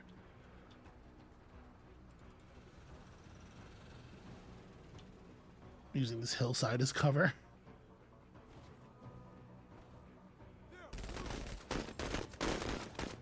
Guardsmen here. Orders? Alright, this pirate chain gunning team. Like, can you imagine chain gun competitions? It doesn't feel like it'd be as visually interesting as flamethrower. I feel like competitive flamethrowing is onto something. There's a spectacle to it. Yeah. So these guys are going to be hard to do meaningful damage to because of their good cover. I think I'm going to go at them with the normal rifles. I'm not expecting to get a ton of actual murder here. I'm expecting to just kind of like do some... Actually, wow, we're committing a lot more damage there than I was expecting. I was expecting to hold them down while the other people, you know, swept around and made it more of an issue, but Be about it. apparently not.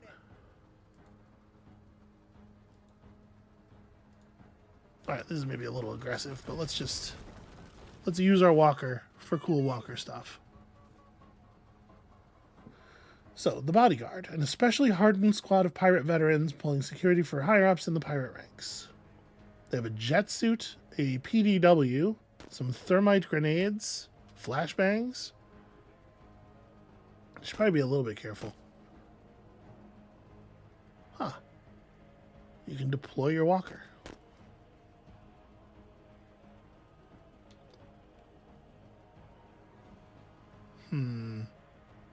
I think I'm just going to rush them. Like, I know they get grenades or whatever, but, like, I want to use the flamethrower. Yeah. Oh, that's cool. Blow 'em apart. Oh, they fucking EMP'd me. Orders! Major. See, it's not easy to just, like, select a unit and see... It just says controls overloaded. It's not as much information as I would like. I mean, I would love to shoot these guys. I would love to not be shooting uphill into them. You know? But Yeah. may not have much of a choice on that one.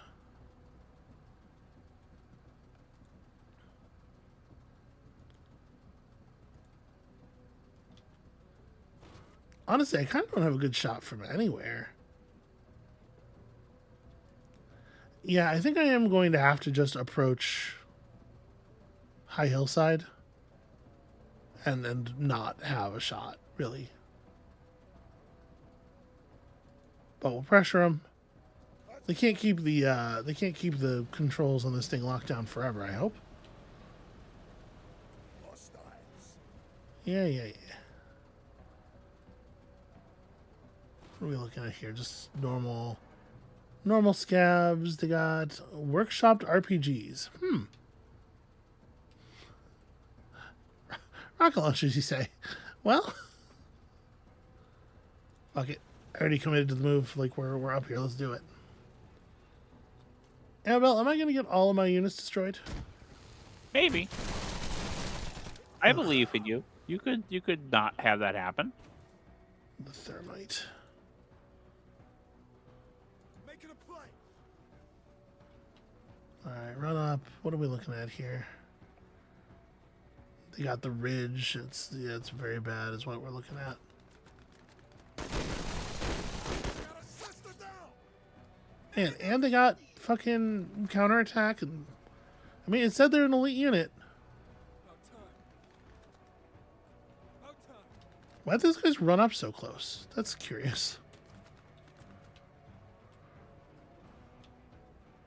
All right, I think this is fully like a just get your shit together and sprint kind of situation. Somebody's got to get to the top of that ridge, and oh man, these guys are not very good. At least, do I just no? We got to pressure. We got to pressure the dudes who are the actual problem.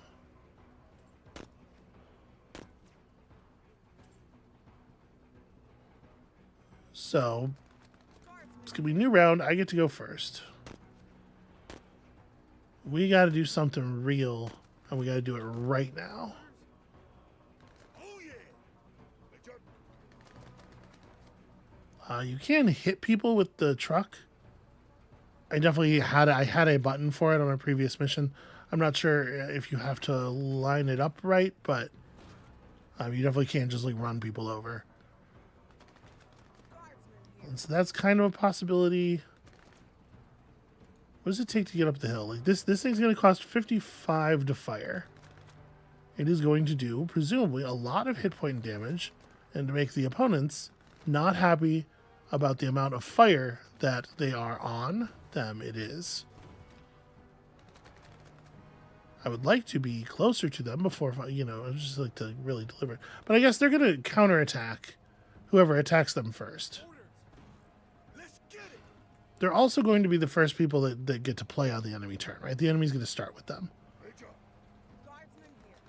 So we can run limbs dudes up to here while maintaining enough AP to deploy and then also fire.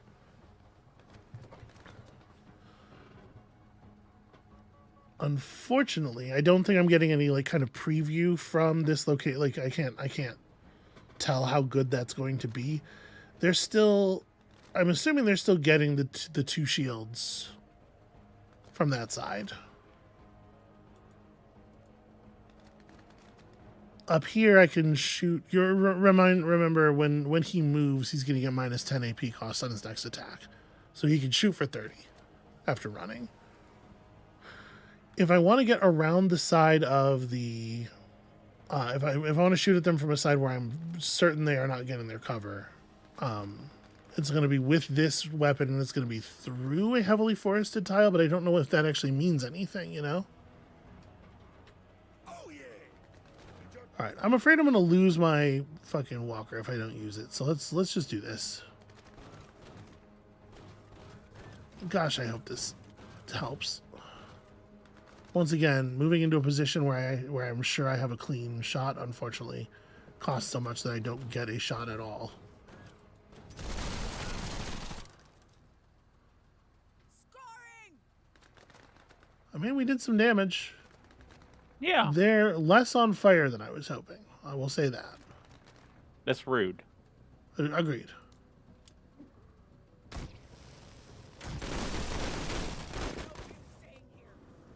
All right, big fire. I saw the phrase "big fire."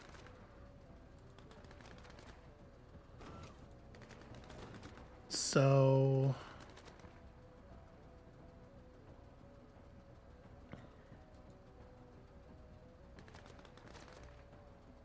I'm just gonna get like right up adjacent to these guys, and so we got to kill him, right? We got to kill him, and I think this is gonna be the thing.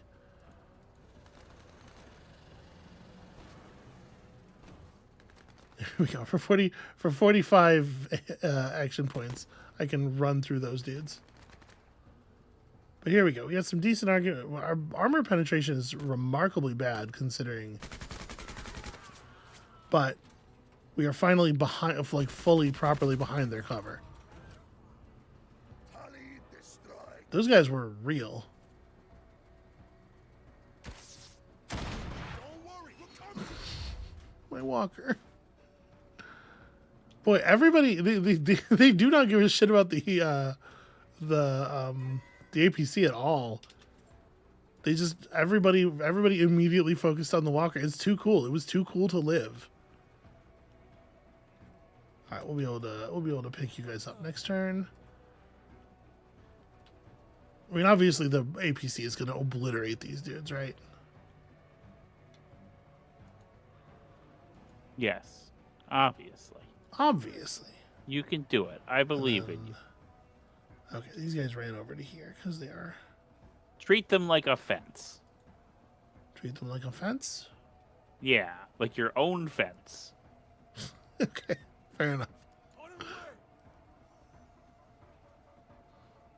It's true. I'd be less likely to do that to somebody else's fence. Feels rude. All right, I've never done this attack before. Let's see.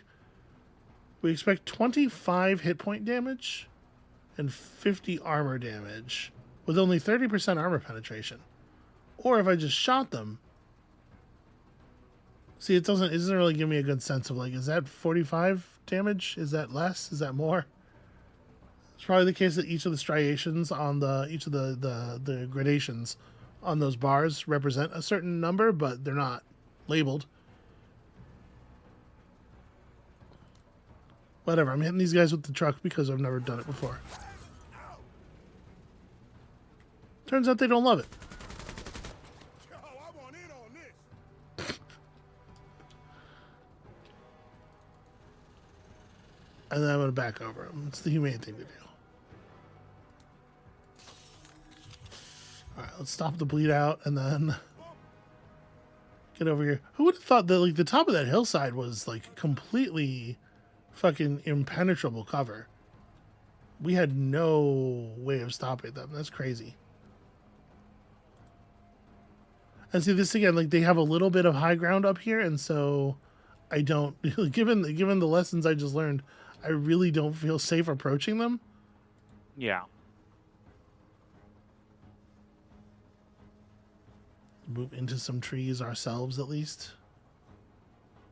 Find me danger. Orders. Okay. It's like very arbitrary which tiles are too hard to move into.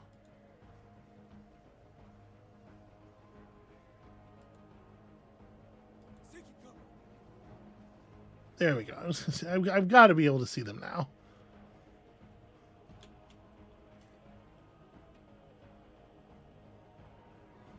Poor suppression, I don't think should matter here. Yeah, we're gonna do so much damage that it's gonna be irrelevant. Danger. Okay, there are still some other enemies who have to go down. Can you get in? You can get in. Oh no, I thought it said 72. It was 72 to move to this tile. And then to not be able to finish getting in the vehicle, I guess. Well, you know what? You're not going anywhere. Danger. Oh yeah. Get in the vehicle. Danger. Orders.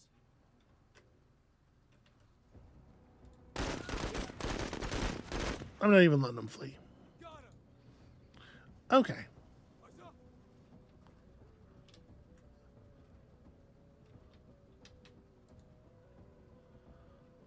So I mean, I would love to get to one of these ridge positions and fire down at these dudes, but I'm just gonna crouch here behind the trees for right now. Always ready, Major. Now, theoretically, our objectives are this way.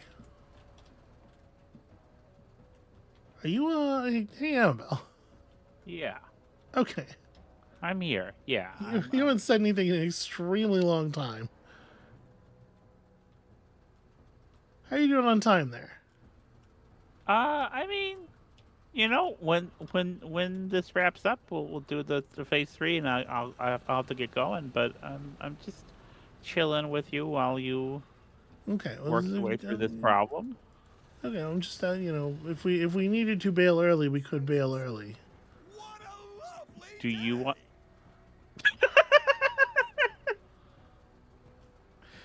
Do you want to bail early? No, I'm just saying. Okay. Tally, tally. Major. Well, you know what we must do. Actually, never mind. It seems like it's very expensive to do it. I'm going to back the truck up very slightly and then just kind of go totally sick house on those dudes. There's a way in which the implementation of this is a turn-based thing. Because like what's represented there is you're moving the truck back and shooting, but what it feels like is you're just very slowly like adjusting.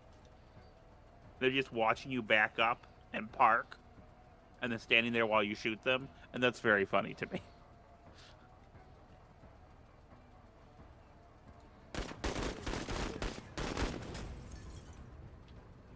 I can't believe they survived that, frankly. All right, everybody back in the car. Just enough AP to step out of the back, fire once, and then get back in. That's pretty funny. All right, these guys are just in the open. Hopefully, they're a little far away, but they're in the open. We have the high ground. Nope, there really was not very much damage at all. Distance. I think it's interesting that this game has so much distance scaling on damage. You know, that's not a thing that I feel like I've encountered all that much in a lot of games. Yeah. Where like a weapon is like linearly decreasing in effectiveness to this degree over its you know functional distance.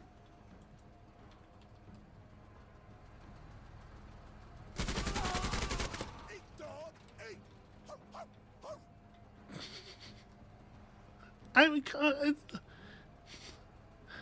it's silly, but it's silly in kind of a. I mean, it's not.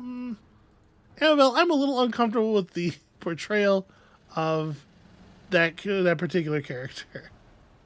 Yeah. You know, it's maybe a little too blaxploitation. Yeah.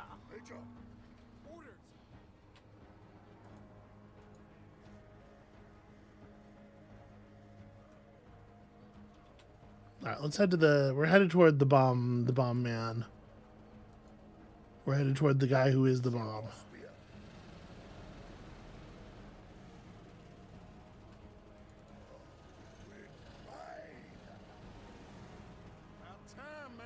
It's like right over here.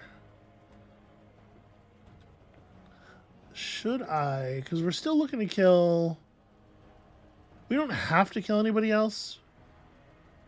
But even if he has backup, like we're still looking to kill more people. I'm wondering if I should maybe wing Lim off this way and just try to find people in the dark. Move it, Marines! Enemy spotted. Aha, like that apparently. Pirate outcasts. You know what? Let me go ahead and make it to my cover. We got visual. Okay, let me go ahead and make it to my cover. It lets you know it breaks your move every time you see new enemies by default. And I don't think that's a bad idea, but it can be a little silly in situations like that.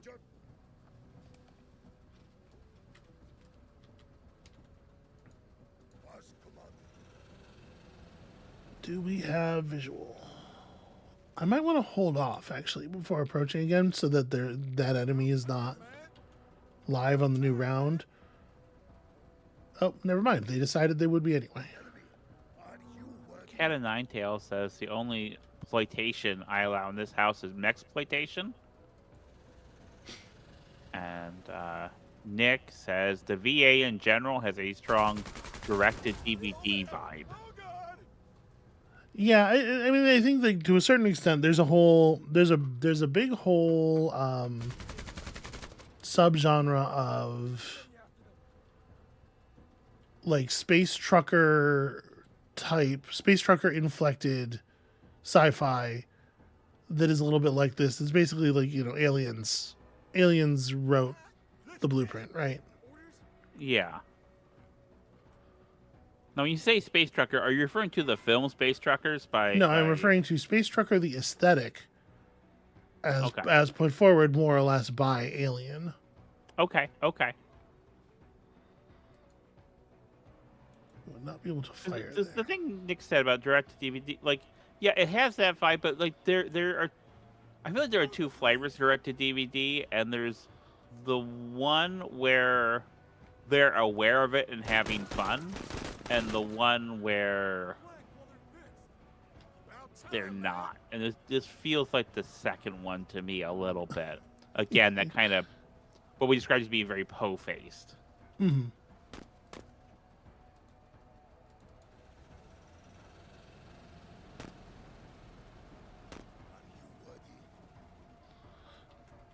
What have we here?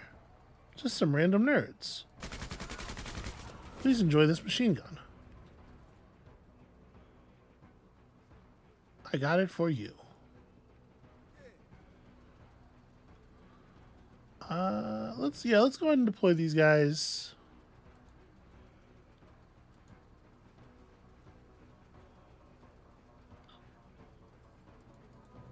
The other enemies on Lim's side have already moved for the turn.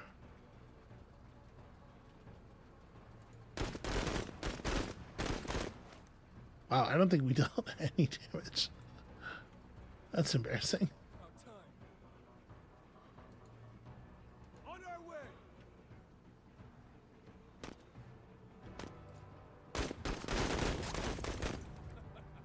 Enemy neutralized.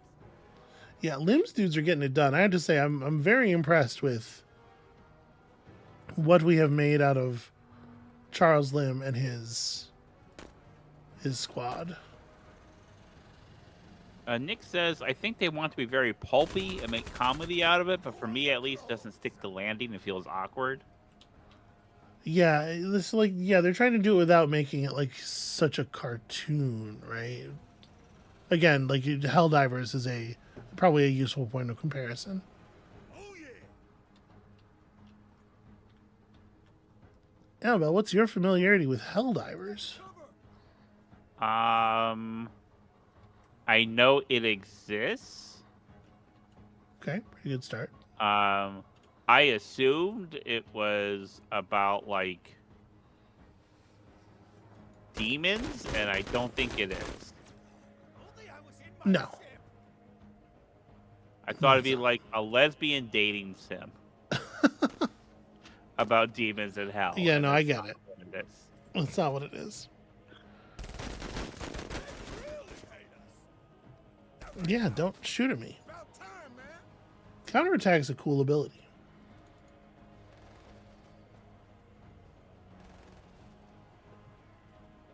I guess, you know what? I don't need to do this. Hold on. What am I talking about? These guys are not going to get in the car. They are going to go to the evac zone themselves. Hey, Joe. Because the car should probably come over here. Even if I don't need its help to actually kill anything over here, it's going to be way faster to pick these dudes up in the truck and drive them back to the evac zone than it is to have them walk. They got its Victor. Nick points out that Helldivers is an online-only game, and therefore it's full of demons. You know, that ain't wrong. It is certainly not the wrongest thing that has been said.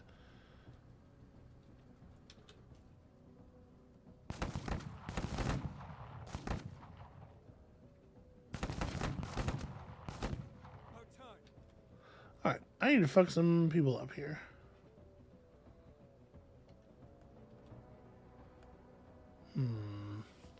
So unfortunately, yeah, they got the hillside. That's pretty tough for us. There's not really a ton I can do about it. I'm a little suppressed. Keep it up. But these guys are low enough that I think they're close to breaking.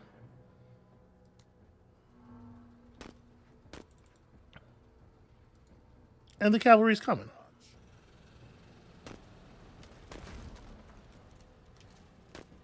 I heard the splintering of me driving over something. I don't know what it was, but...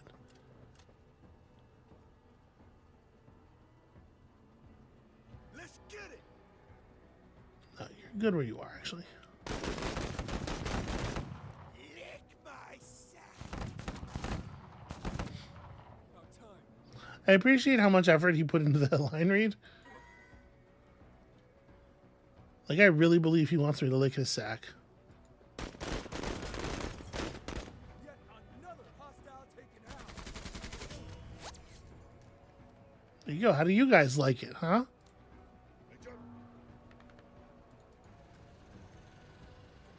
All right, next turn the APC is close enough to help with the shooting.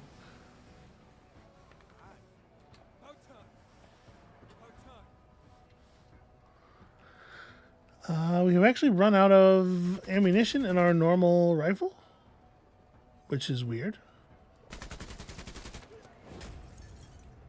I definitely killed something.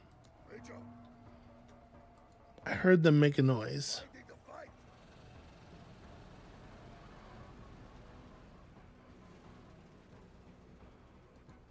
That's it. With spirit. I'm not even going to shoot. I only have enough ammo left for one more burst of machine gun fire.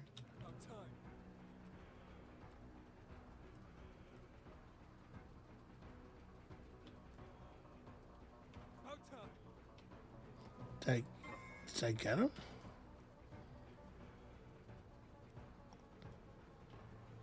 You know what? Major,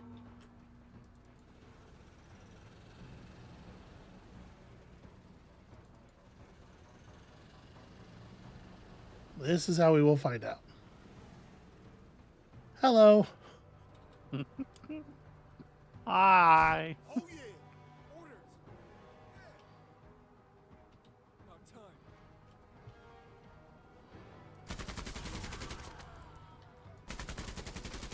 Shoot to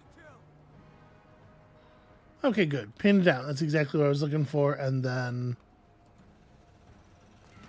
Best of the best. problem Man, solved. get fenced. Get my own fence. The one type of projectile I'm not going to run out of, the truck. All right, let's load up and get the hell out of here. That took forever. Major,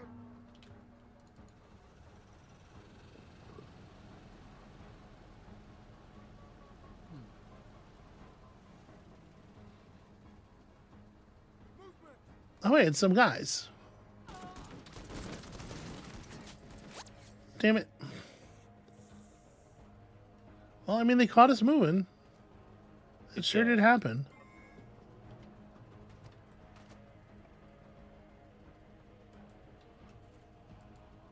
Moving.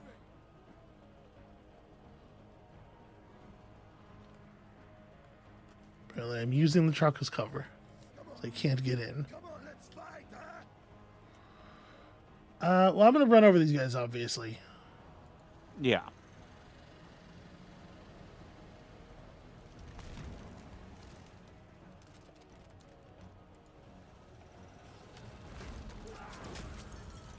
They think they are putting down two of my squaddies this late in the mission. Let's get it.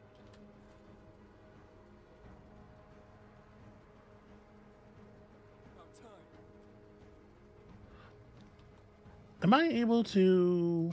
Well, whatever. We'll just kill Enemy down. him. Briefly wondering if I was able to run up and just melee them to death. Beef and Muscles both went down in that horrible sneak attack. Back the truck up. Oh yeah. About time. All right, there we go. All right. Finally inside. Let's get the hell out of here.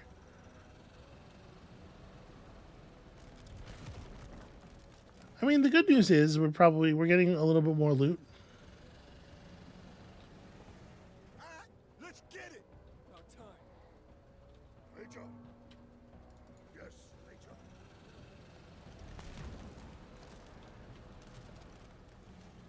There's probably still pirates out there.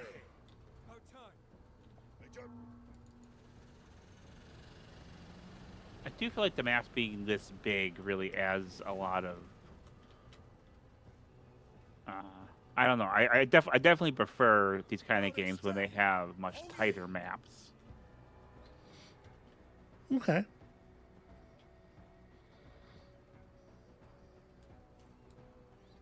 I think I agree with you generally, but like for creating a thing where like vehicle scale is meaningful. Get back to the ships. Major. Okay, I don't know what these guys are thinking, just running into the open. I guess in theory they didn't know I was here, right? Rocket launcher. I got him suppressed. Didn't really work. It's alright. The gun was the right weapon for the job, but we're about to leave, so I figured.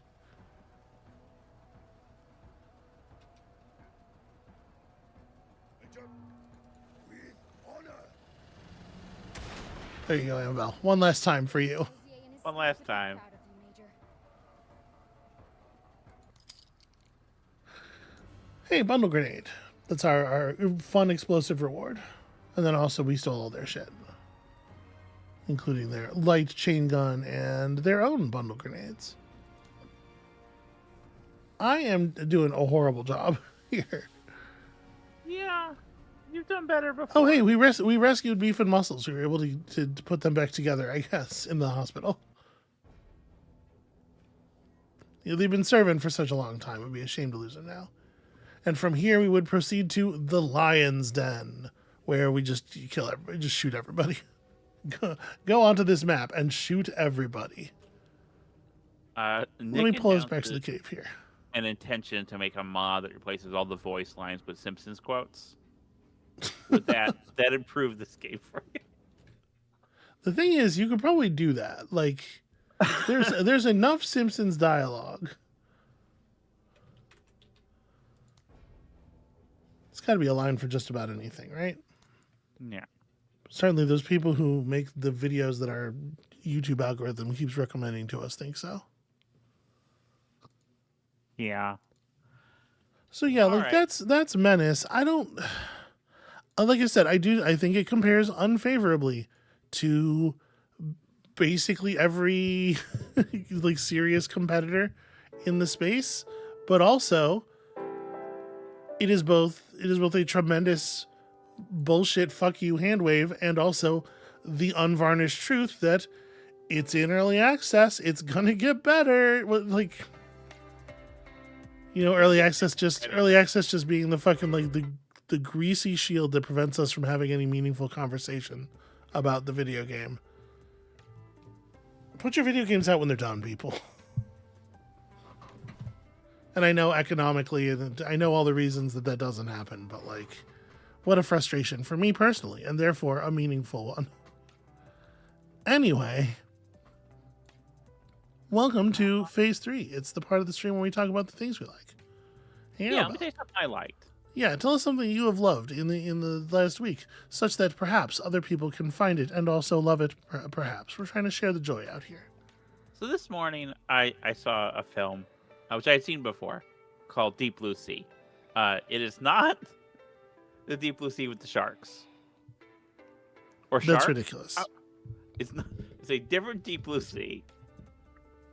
It's based on a play from the 50s, and the play is like it's like a chamber drama. It's just in one apartment for the whole play, take place in real time or whatnot.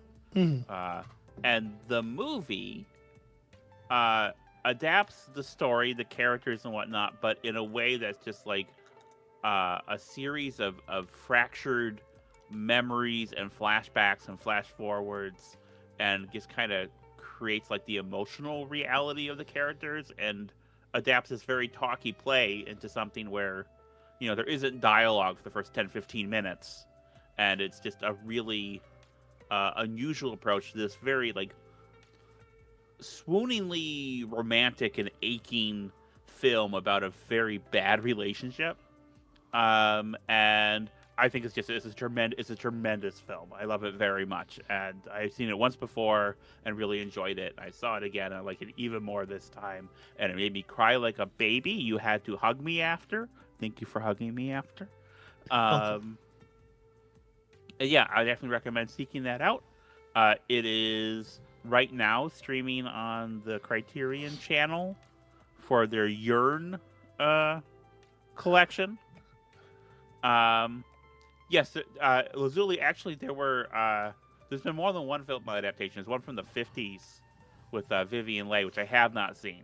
And this one was done by Terrence Davies, who generally has films that are very striking and quite beautifully photographed. There's a great cast. It has what is her name? Well, it has Tom Hiddleston. He's he's pretty good. He's pretty charming. And it has Rachel Weisz. She's quite good in it. So I would recommend watching that film if you can. How about you, sweetie? What did you see? There's, of course, also the somewhat more controversial 1999 film adaptation where many of the characters were replaced with sharks. Thank you. Did you know that movie's about super intelligent sharks? I know it has a rap at the end. You were telling me. Yes, it has a credits rap. It has, in my opinion, perhaps the worst credits rap in the history of credits raps. Might, in fact, be partially responsible for the death of the credits rap as a form. So I'm going to ask that after the stream, but before I go on my drive, that you take the time to show me this credits rap. Okay, yeah. LL Cool J is responsible. He's in the film, and he does the credits rap, and he is. Listen, I'm not trying to talk a lot of shit about LL Cool J, okay? But I might argue that 1999 is sort of like the peak of his I'm very famous now and I'm completely phoning it in era. And is just the worst moment in his career to ask him to do a credits rap for a movie about super intelligent sharks.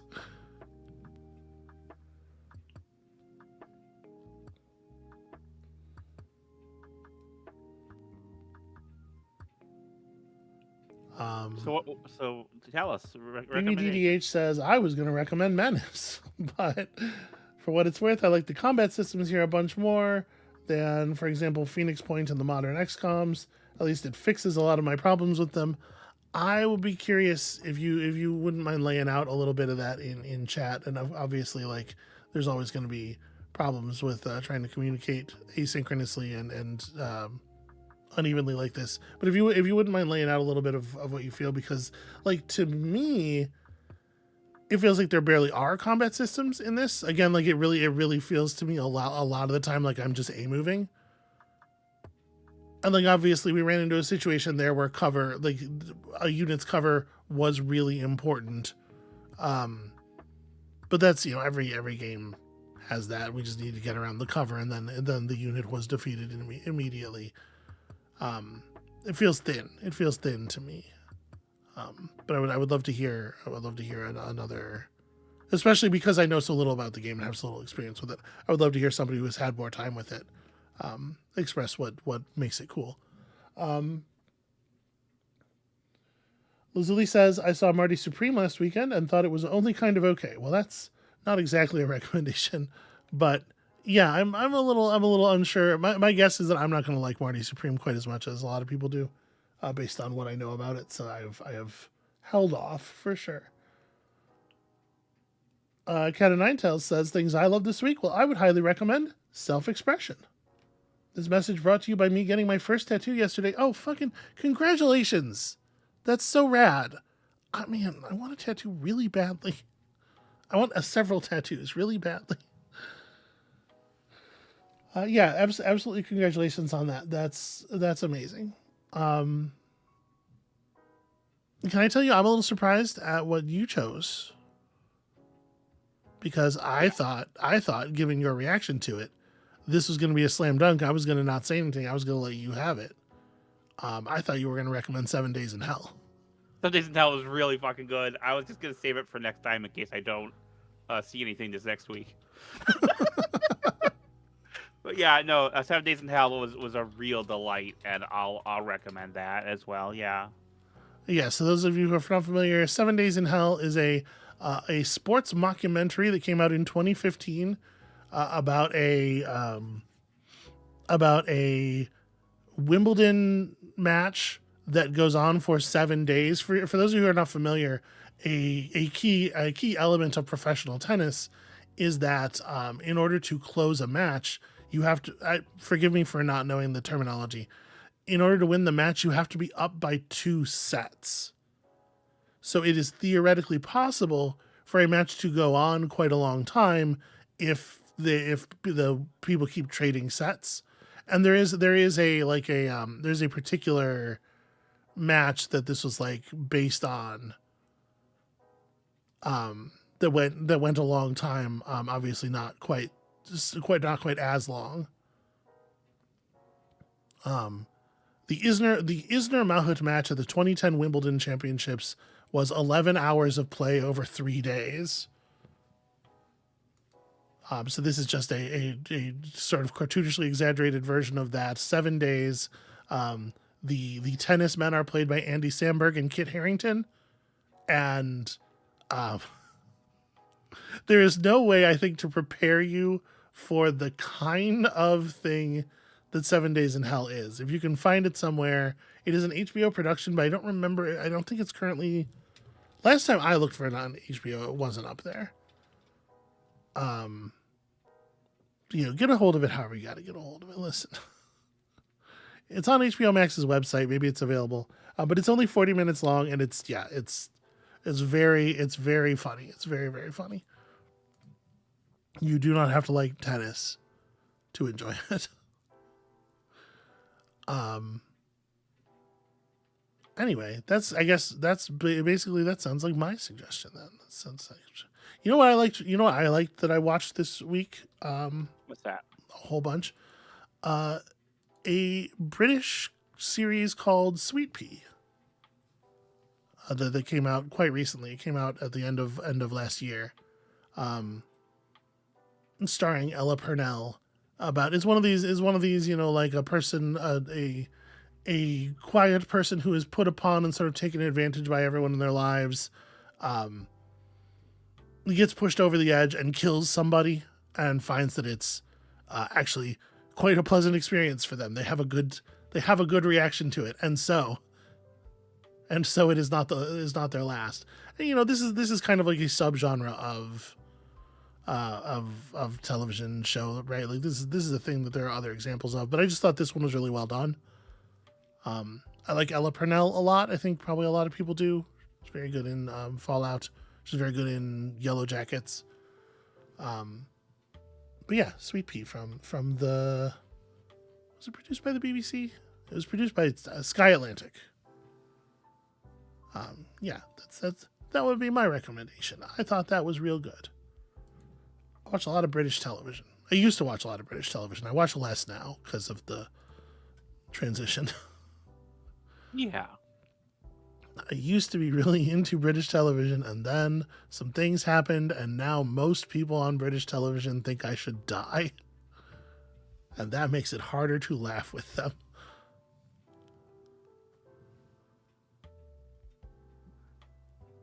On that cheerful note, everyone, go out and find things that you love. Have a week and bring them back to us next week, where we will do something else. Is that how the outro goes? I don't remember. You're usually the one who does the outro. I'm trying to help. Yeah, no, well, that's an acceptable version of it. The important thing is to find things that you love. Go out there and find them. Don't let love come to you, but go out and look for it. Find something that you enjoy. We are all in this together. The world can be a little bleak, but we can find things we enjoy and share them with the people around us, and that's how we get through. Yeah, and it's the make yourself go look for it part that's really important. There was one other thing I wanted to shout out. You will absolutely, it is very easy to let yourself fall into a place where stuff is not. You gotta look. So I wanted to shout out this short film here. I'm going to put it on screen. Kobayam. This short film that came out this week, written and directed by Valentina V and Demi Adejuigbe from, you might recognize Demi from a lot of Dropout stuff. Valentina V, of course, well known in certain corners. But this short film, Cause and Effect, that they did, it's like 6 minutes long. It's funny. Yeah, it's like 7 minutes long. It's just good comedy. I like Demi an awful lot. I think he's a very skilled writer and comedian. And yeah, this was really good. Search it out. It's it's little independent projects like this. They need boosting wherever they can get it. So check this out. This is super worth your time. Okay, and with that, I think we can go ahead and call the stream. That's going to be it for us for today. Thank you all so much for watching. When you come back next time, we got more videos. There's going to be more videos. I'm trying so hard to put out more videos, y'all. My chronic fatigue or whatever the fuck is wrong with me has really been bad the last month, and I'm having a really hard time even just being able to sit up and stay awake and stay focused for an hour sometimes. And I don't want to get into a whole big maudlin thing about how everything is bad right now. I got a doctor's appointment scheduled. We're gonna be fine. It's gonna be fine. We're gonna be fine. But I do apologize for the video output. I'm trying hard, and there will be more. Come back for that. Come back next week for another stream. Go out into the world, find things, love them, do it actively. It will make your life better. And then you can come back here and share them too. That'd be nice. But mostly this is about you. So do all that stuff. Peace.